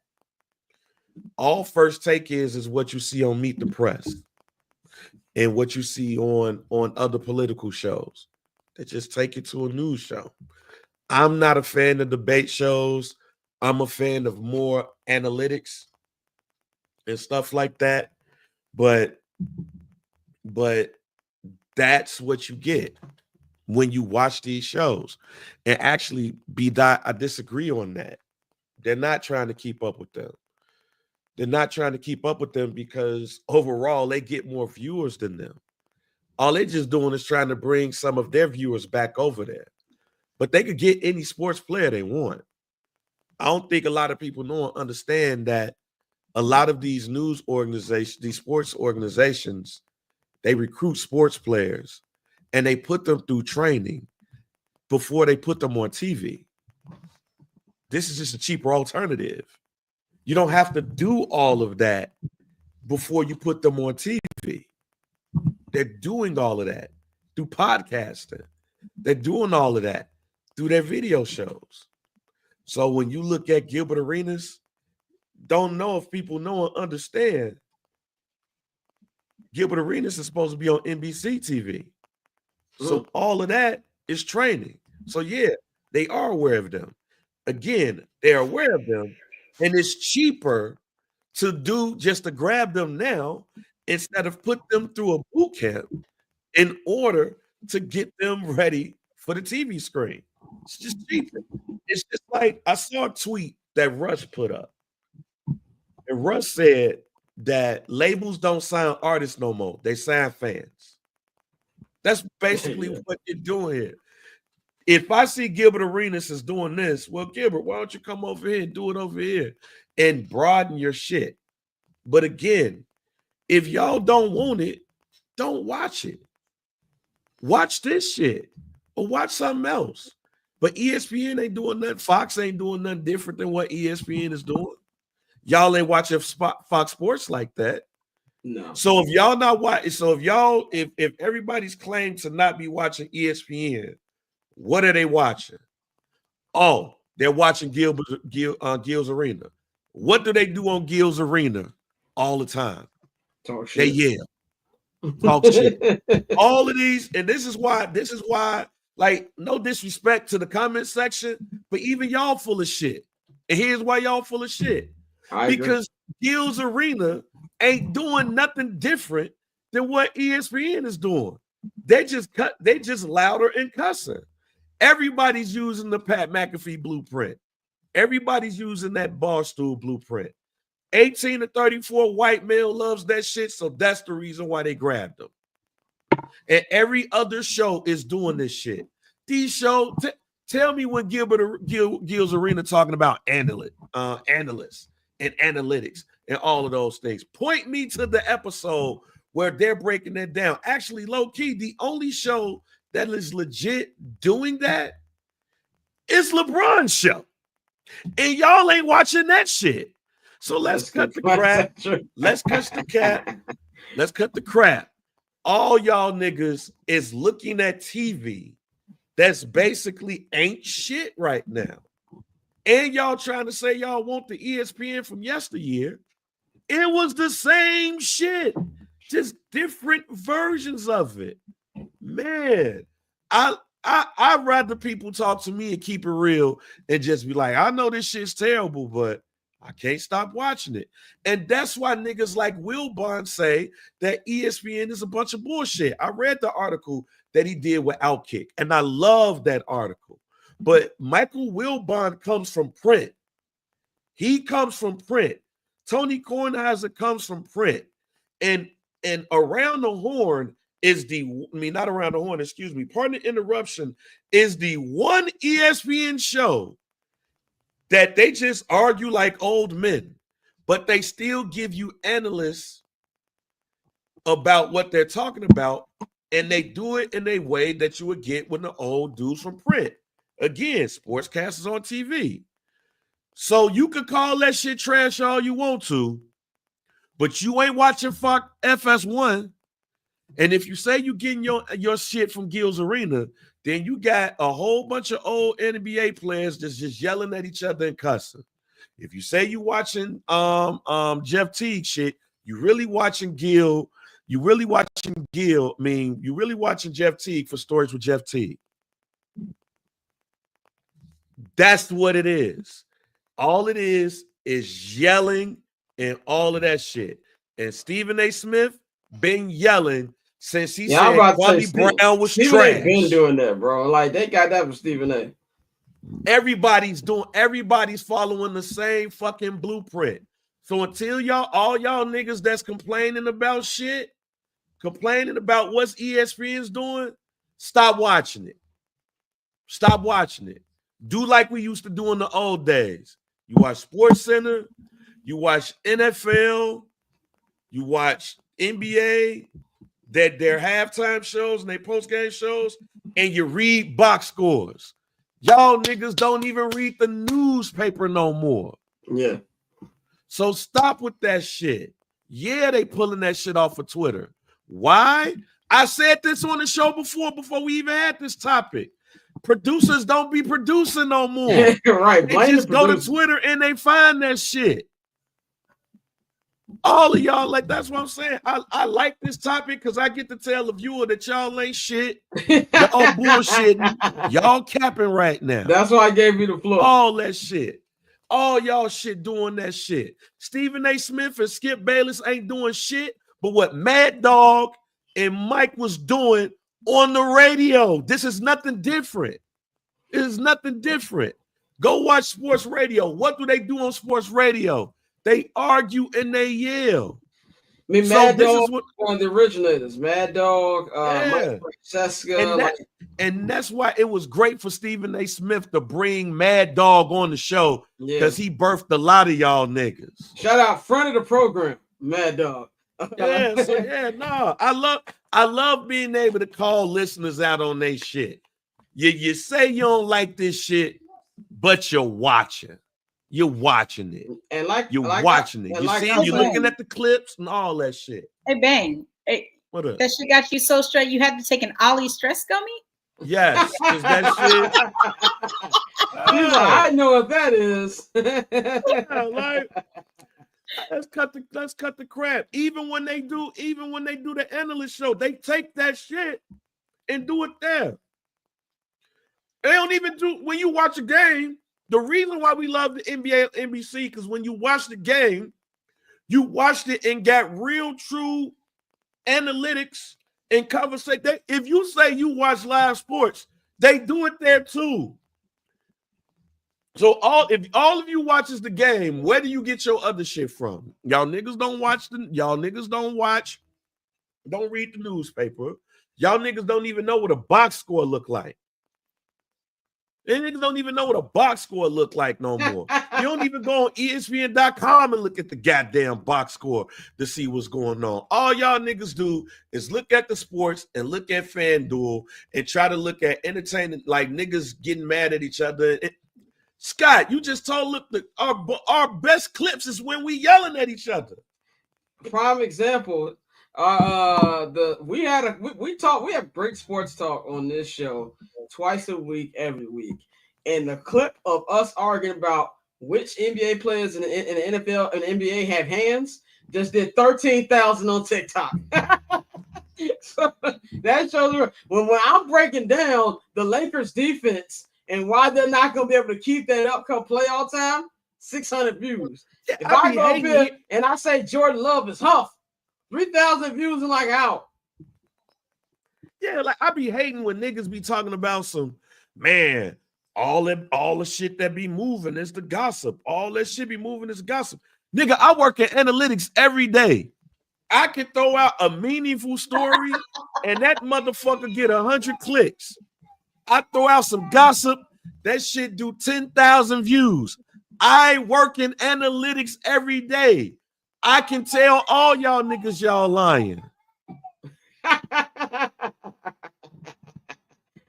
Thank you, Bang, for that 13 yeah, all y'all niggas lying and shit. Stop lying. Just be real. Just be real. Nigga, I watch First Take on mute.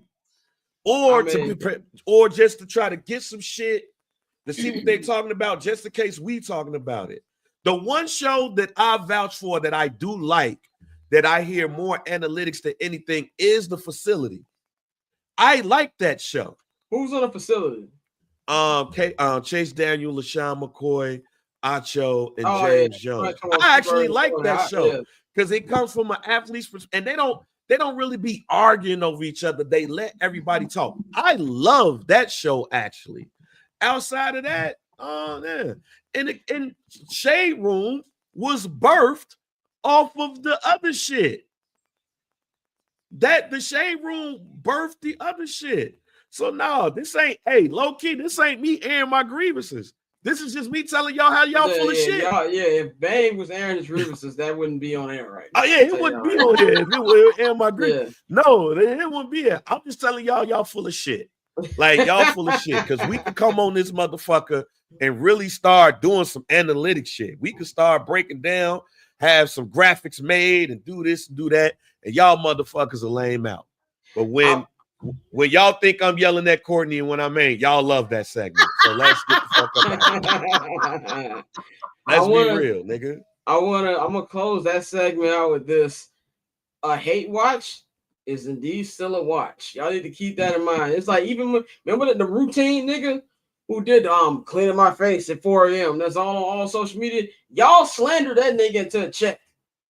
Y'all do it all the time. Slander me into a check, nigga, please. I beg of you. That's all it is. We see the whole trajectory of people not even trolling women, saying they hate something into something being big, man. But let's talk about actual sports here. The question I got for both of y'all, man, and this is I'm really interested in both of y'all opinion on this because I'm currently watching the World Series documentary that's on Apple TV. That is directed by Ron Howard, executive produced by Derek Jeter, and it's basically on last year's World Series. And I thought, this might just be on each game. No, it's about the whole thing, going whole story. And I have a question. Looking at everything going on in sports right now, all the biggest stars, and the way the Dodgers have started, Shohei Ohtani had a walk-off this week.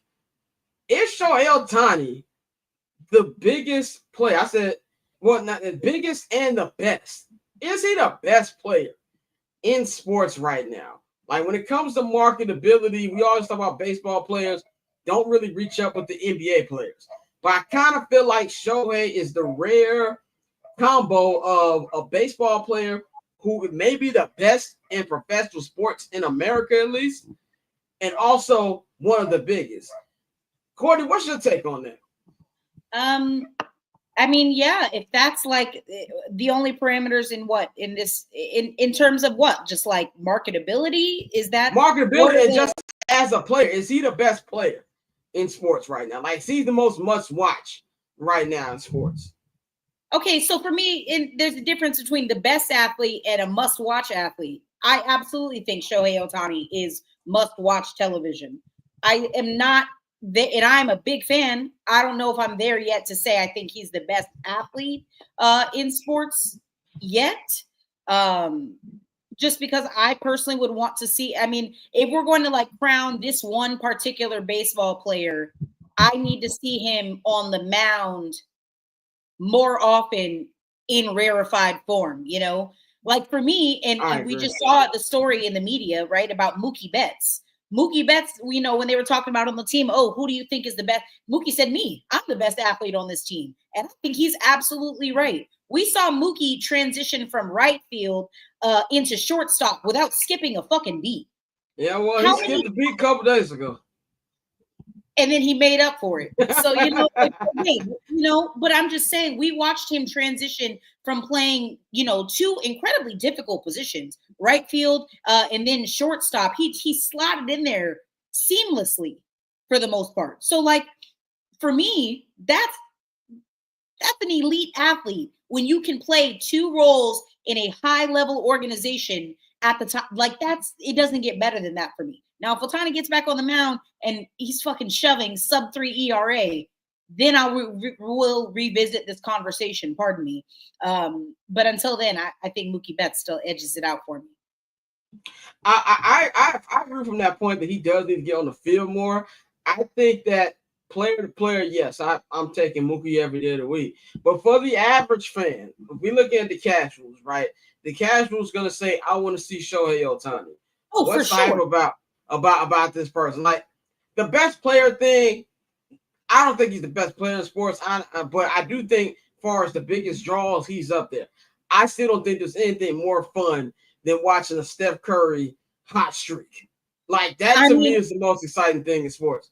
Go ahead, Courtney. And for me, like, again, watching Travis Hunter play football on both, that was incredible. If we're talking about best overall athletes, period, right now, I've got to put Travis Hunter in my top 5 at least, because being able to play at that incredibly high level, and doing what he was doing, that was insane. And again, I don't know if we'll see that again anytime soon. So if we're talking just best athletes, he's up there. Shohei Ohtani, absolutely top 5 as well. Yeah, unfortunately, LeBron is still in there. But we even saw last night the way Steph Curry took over at the end of the game at 37 years old. I've seen it personally. In person, I've been in person seeing him drop 50 points on the Clippers, and I've been on a ton of NBA games. That was something to see. Ben, what's your opinion on Shohei Ohtani as, you know, a must-see player, and where you're ranking just not all time, but current athletes right now? You on mute, brother. Oh shit, the other joint hit the mute button. My bad. Play the sound. No, yeah, you gotta play the sound. Play the sound. Play the sound. Keep talking while I play. I'm the only nigga here today. Go ahead. Oh no, man. Whoa, that's fun. But nah, man. I think he's definitely top 5. I think that after watching a little bit of that documentary, that World Series documentary, like I'm not a baseball watcher like I used to. So, I know when y'all talk about dude, like how good he is. I see the highlights and everything, but I didn't really feel it until I watched that doc. And I was like, oh, damn. Like, imagine if I know he could speak English, but imagine if he like really was like speaking like fluent English and all that stuff. He'd be the biggest person in sports right now, and it wouldn't even be a conversation. But right now, like he's definitely top 5 in that. Yeah, and that's why I'm really interested in your opinion because you don't watch baseball like that, and you know who the guy is. And Courtney, I think you hit the nail on the head. When he gets back on the mound, and maybe hopefully that'll be sometime this year, and he's actually dominating like he was prior to the injury, that to me takes it to another stratosphere. If he's dominating on the mound and giving you 50 home runs, 50 stolen bases, that takes it to another level. But he's definitely in the top 5 of professional sports must watch. I don't know who would be number 1. I think Travis Hunter, like you said, is very high on that list. And I hope everybody enjoyed it because I don't think he's going to play 2 positions in the pros. But what he was doing at Colorado was amazing, and I'm glad he won the Heisman for LeBron. Still being dominant at his age is still a watch. But Steph Curry, obviously I'm biased. That's my favorite player. But I think a Steph Curry burner is just miraculous to watch right now. Really his whole career, but especially right now, him being that age, man. But let's get into some NFL talk. Let's talk about the NFL. Let's talk about one of the best players in the NFL. That is Mr. Micah Parsons. Everybody's still trying to figure out what's going on with his contract situation. Now, we got a tweet earlier this week that says that they were offering him a historical contract, but it had nothing to do with talking to Micah Parsons' agent, who happens to be the one and only David Mulligetta, who is notorious for getting his players the bag. Now, Clarence Hill Jr., he covers the Dallas Cowboys. He said Jerry Jones had blatant disrespect to Micah Parsons' agent, David Mulligetta, by saying the agent is not concerned here. I don't know his name. Mulligetta is one of the best and most respected agents in the NFL.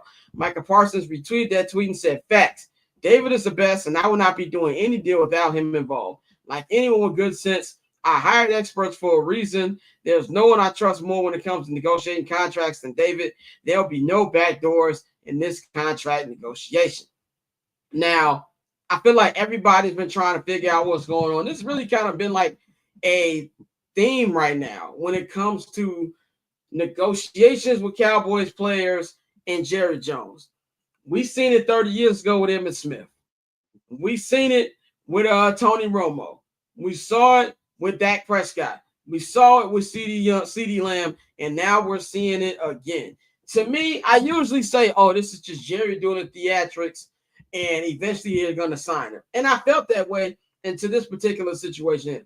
Disrespecting David Mulligetta was something I didn't expect, because even when Jerry goes on his little, I'm Jerry Jones, y'all can go to hell, I'm a billionaire, I'm basically the second commissioner of this league, y'all can't tell me anything. I don't pay much attention to it because he still pays his players. What you got an agent like this, a well-respected agent like David Mulligetta, an agent who's known for getting his players the bag. I mean, I love Justin Fields.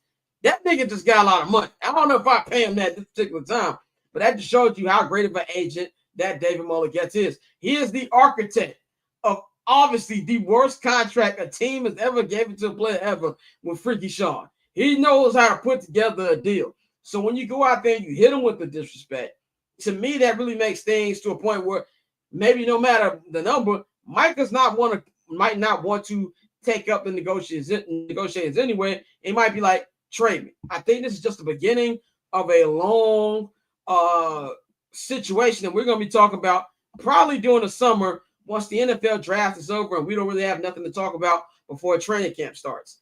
This, to me, was a massive mistake by Jerry Jones, and I'm really interested to see what's going to be the next stop here? Is Micah Parsons gonna be like, to the hell with the Cowboys, I want to trade, get me out of here, or this is just the usual Jerry Jones, I'm acting like I don't need anybody just to pay them what they're owed when it's all said and done.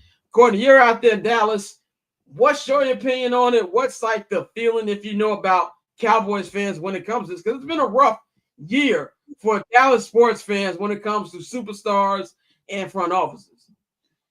Yeah, the general consensus is that Jerry Jones is just being Jerry Jones. This is kind of his MO, right?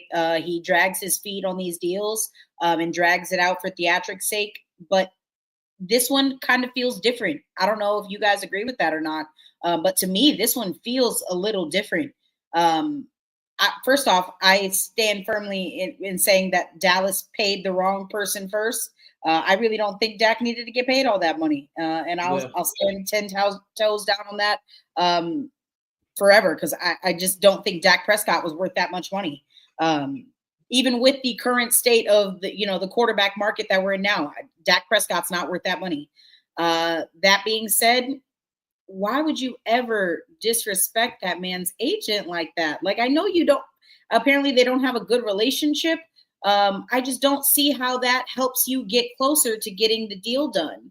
Also, there's going to come to a point where a player, obviously it wasn't CD or, Dak, but there's going to come to a point where these dudes just get tired of Jerry's theatrics and just say, fuck it, and walk, because they can get paid. Yeah, Jerry does pay up. I will say that. He does pay up, but not before he makes a fucking show out of everything. And honestly, who wants to deal with that, especially with the Cowboys? Respectfully, how much closer does re-signing Micah Parsons right now at this particular moment where the Cowboys are, does that really get them closer to winning a Super Bowl right now? No.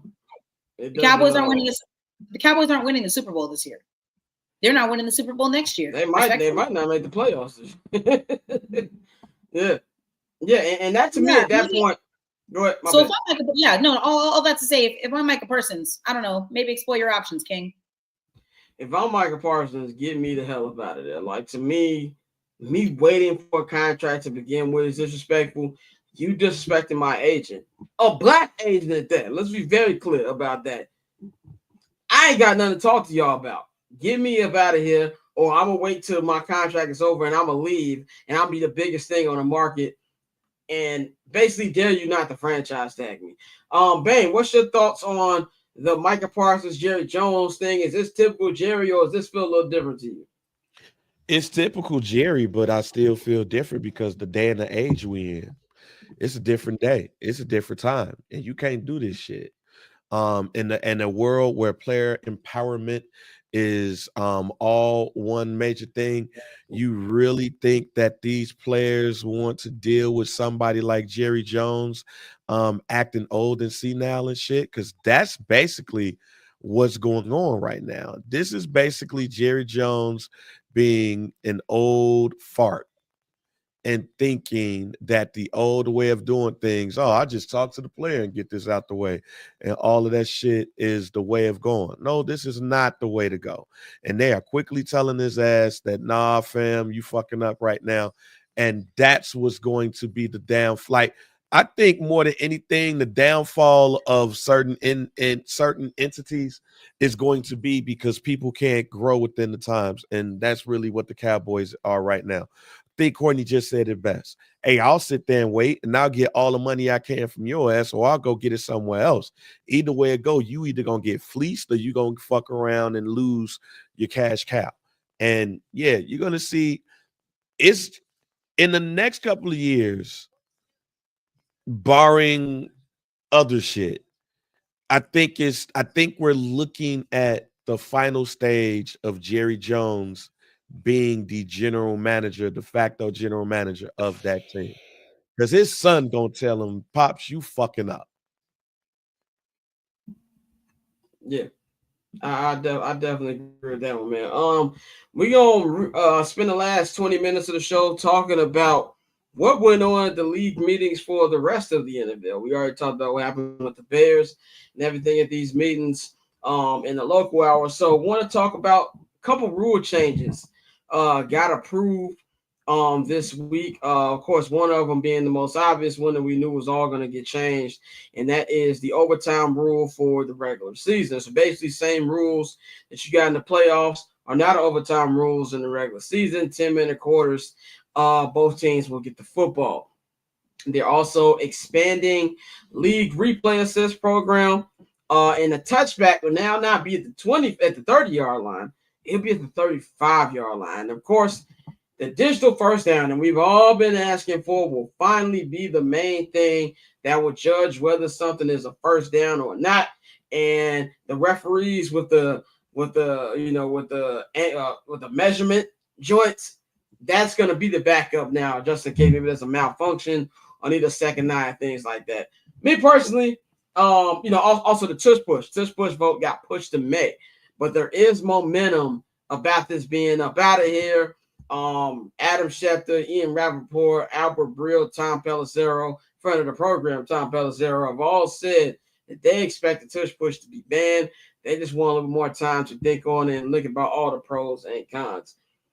Out of all these right here that have been approved or going to be pushed back, only one I really got a problem with is the touchback at the 35. That's a wild spot for a touchback to me. I understand they're trying to make it be more kick returns with a dynamic kick return that everybody's got now. I thought the first year that was kind of hit or miss. I don't think it was something that stood out to the point where it was really bad or something that was really good either. It was just kind of there. So I get it from that aspect, but you're basically damn near giving them the ball at the 40-yard line, which is kind of crazy to me. Digital first down, glad we got that. 2025, we should have been digitally finding out what first downs are years ago. Same thing with all the replays. I'm cool with that. Overtime, I didn't like the original overtime change.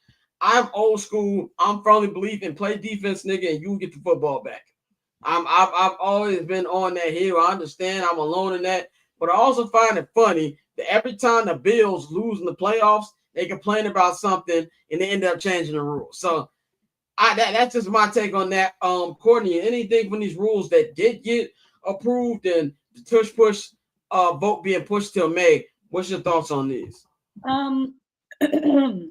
The touchback at the 35 thing is interesting. I have a question, and I'm asking because I don't know.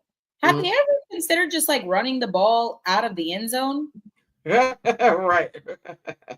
Right.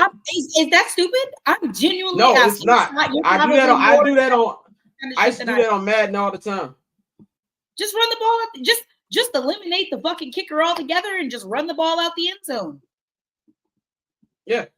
That's what I would do. Also, related note, just kind of like, I don't want to hear another fucking team talk about how they care about the health and safety of the players when in regards to some of these rule changes. Oh, the tush push, it's for the health and safety of the players, while they are actively working to extend the length of the NFL season. Right. 18 games. We don't care about health over here.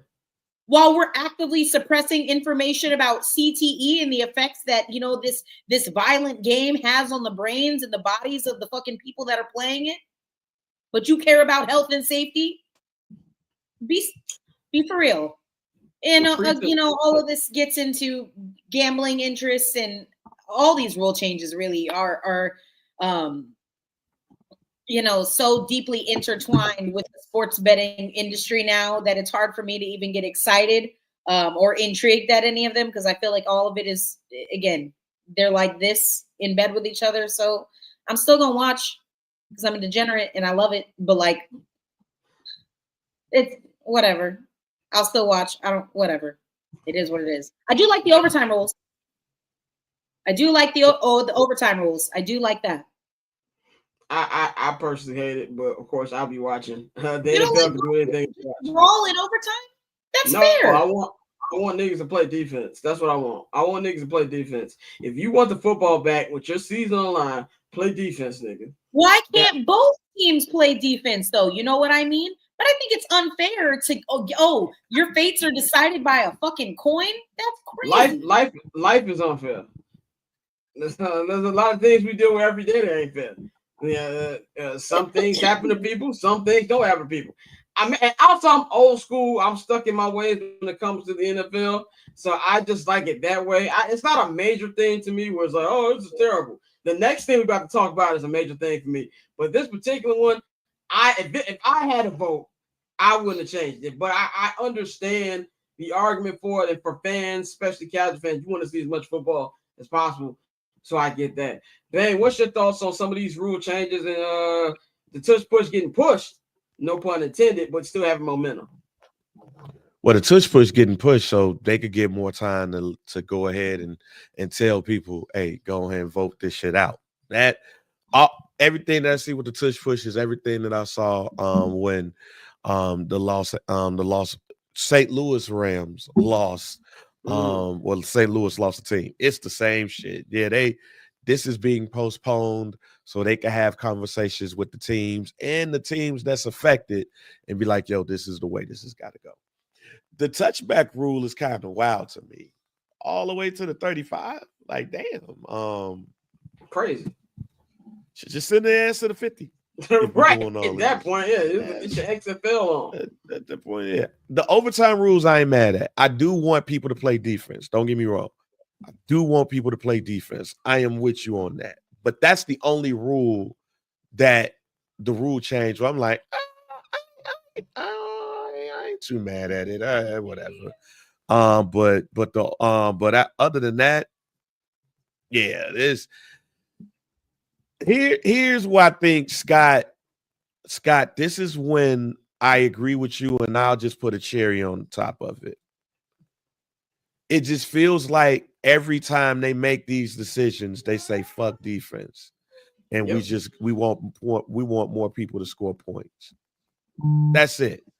There's nothing that shows me that you want really fair competition, and even with the tush push, because the defense can do that, but they can't do it like the offensive side of the ball. So it's like, all right, even when it's like folks at the 50 and you see the running back running and you get the offensive line, like I hate that play more than I hate the tush push because the play is basically over. You just didn't blow the whistle. Now you got 3 offensive linemen that in damn near picked up the running back and moved them about 15 yards, and then the crowd is going like, this is great. That's the play. Like the tush push I'm cool with.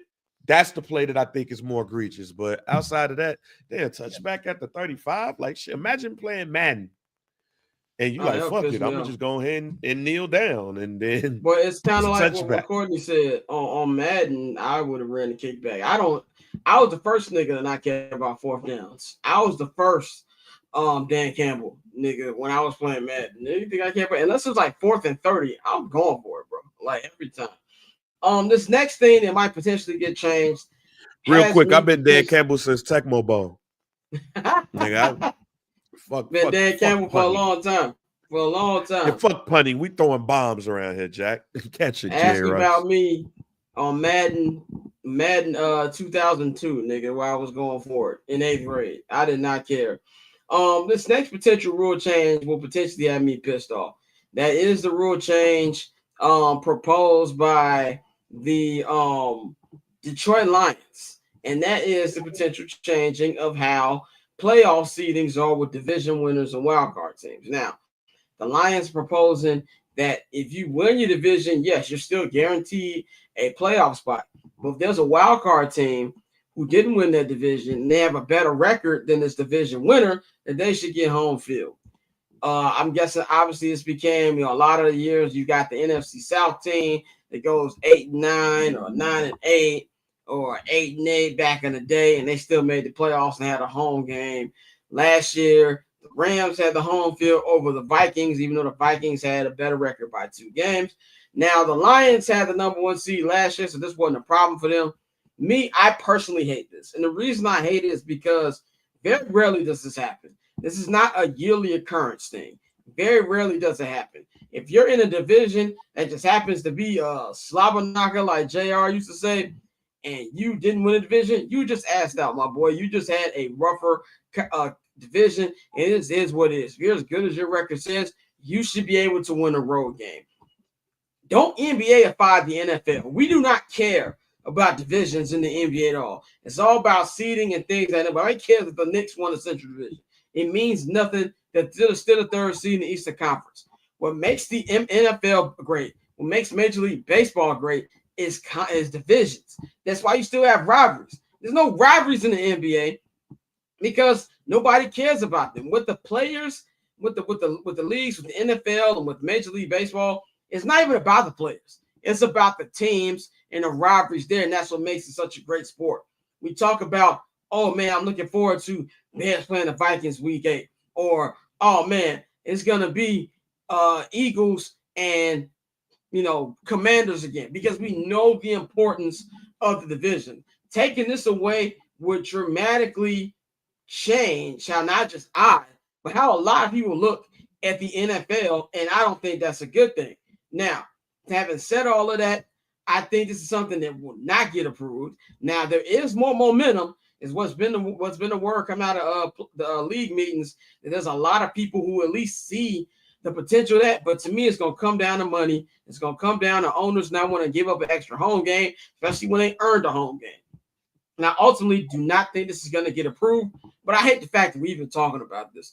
Courtney, what do you think about this potential changing with division seedings? I echo your sentiments completely, and especially as a New Orleans Saints fan at heart, right? That would, I mean, we ain't making the playoffs no time soon, but you know what I mean? It does impact my division because that's unfair. Oh, well, we're in a tougher division. Oh, it should be that ain't my fucking problem.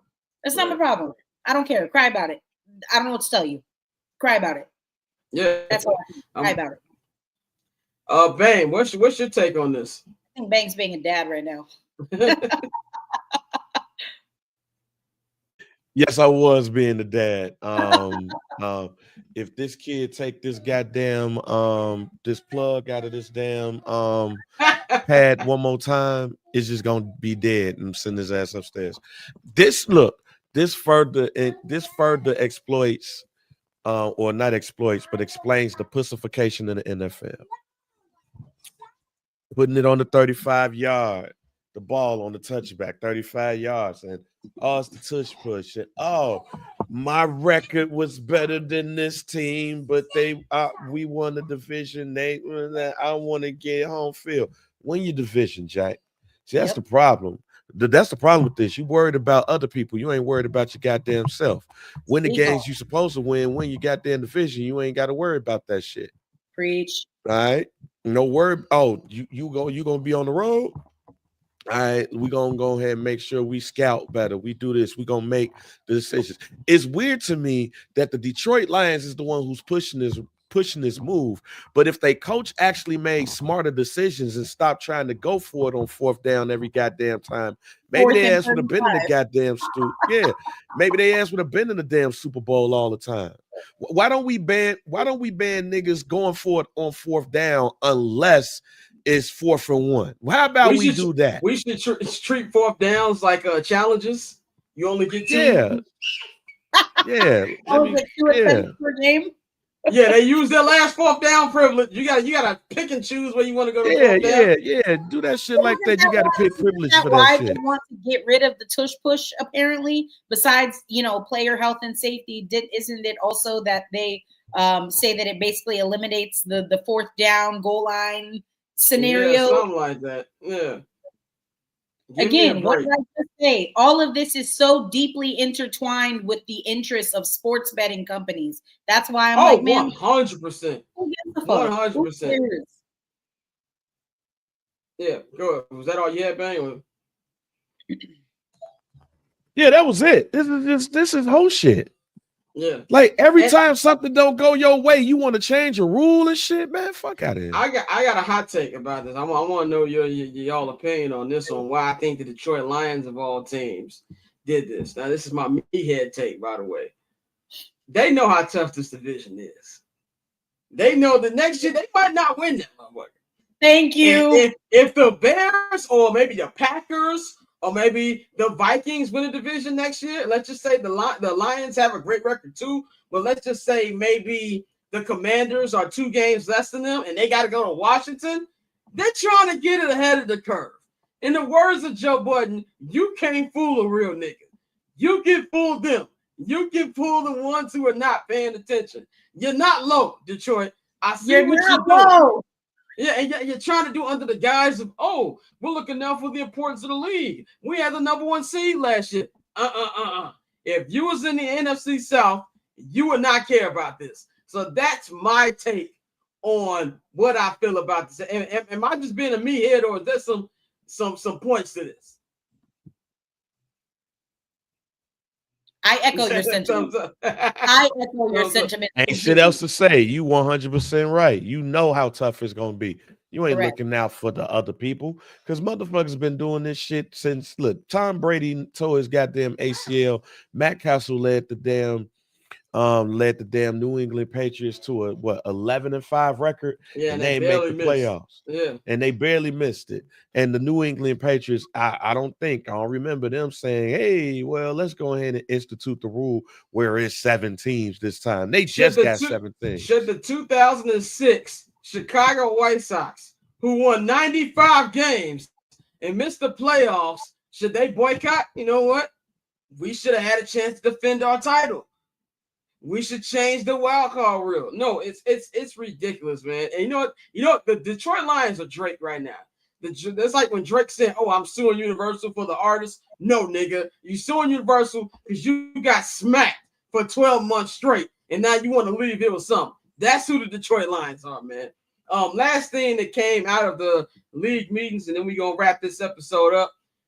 Roger Goodell, aka Marlo Stanfield, is doubling down on taking Christmas from the NBA.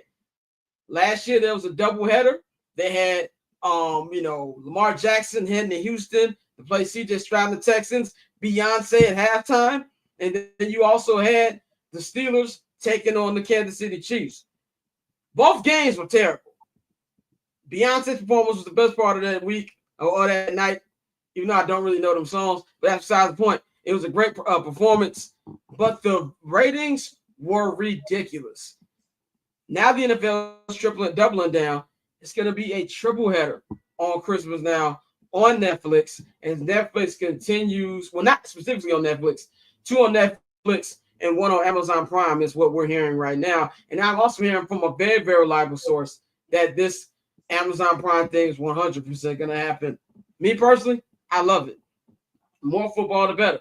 Like I've always said, this sounds crazy. I don't really care about how many times these niggas play games. I'm not the nigga getting paid millions of dollars to be out there on the field. You knew what you signed up for when you was a Pop Warner. As a fan, I want more football. I love this. I do think the NBA had a better a better Christmas than the NFL did, but feed me more. I personally love it, and I also feel like this is going to be something they're going to keep building on. The NFL also didn't have this on the notes, but there will be 10 international games coming up, and that to me, I feel like we're very, very close to having a full international division in the NFL. Courtney, take us home on this. What's your opinion on the triple header and more international games? Again, I'm here for more football, but again, I'm reiterating what I said earlier. The NFL does not care about player health and safety. That being said, I will be watching.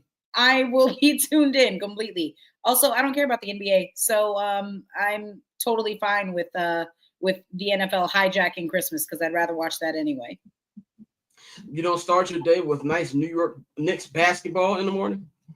No, I watch A Christmas Story. Okay, it's Christmas. Okay, I watch A Christmas Story. Maybe I'll have a little eggnog. Okay, or maybe like a little Crown Apple and apple juice. Okay, start the morning off right. I ain't got kids. I know bang. I'm sure there's a lot of yelling. I'm sure you probably understand. I know you're a tequila guy. I don't know what you mix the tequila with on Christmas morning. I would do it though. I'm just saying. Bang, go ahead. You're on mute again, brother. Hit the button. Hit the button. I'm going to. Button. It's the button on your mic, though. See, you don't. See, I got the same microphone now, and I just use the mute. I use. Whoa, that's a fine. StreamYard, so I don't have that problem. Yeah, I when you got kids, sometimes you got to hit that motherfucker real quick. Yeah, you're right. Yeah. Only person I got to worry about here is my dog. But Yeah, all you got to worry about is a dog. You hear this motherfucker in the background.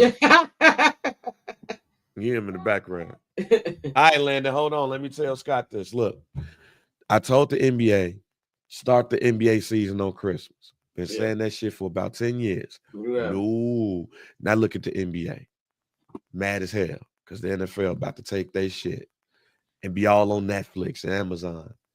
All taking all the ratings and all that shit.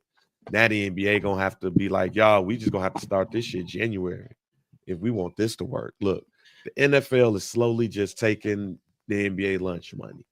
That's it. That's all. Especially, look, the one thing that they ain't gonna be able to top, the one thing the NFL ain't gonna be able to top is Beyonce halftime show.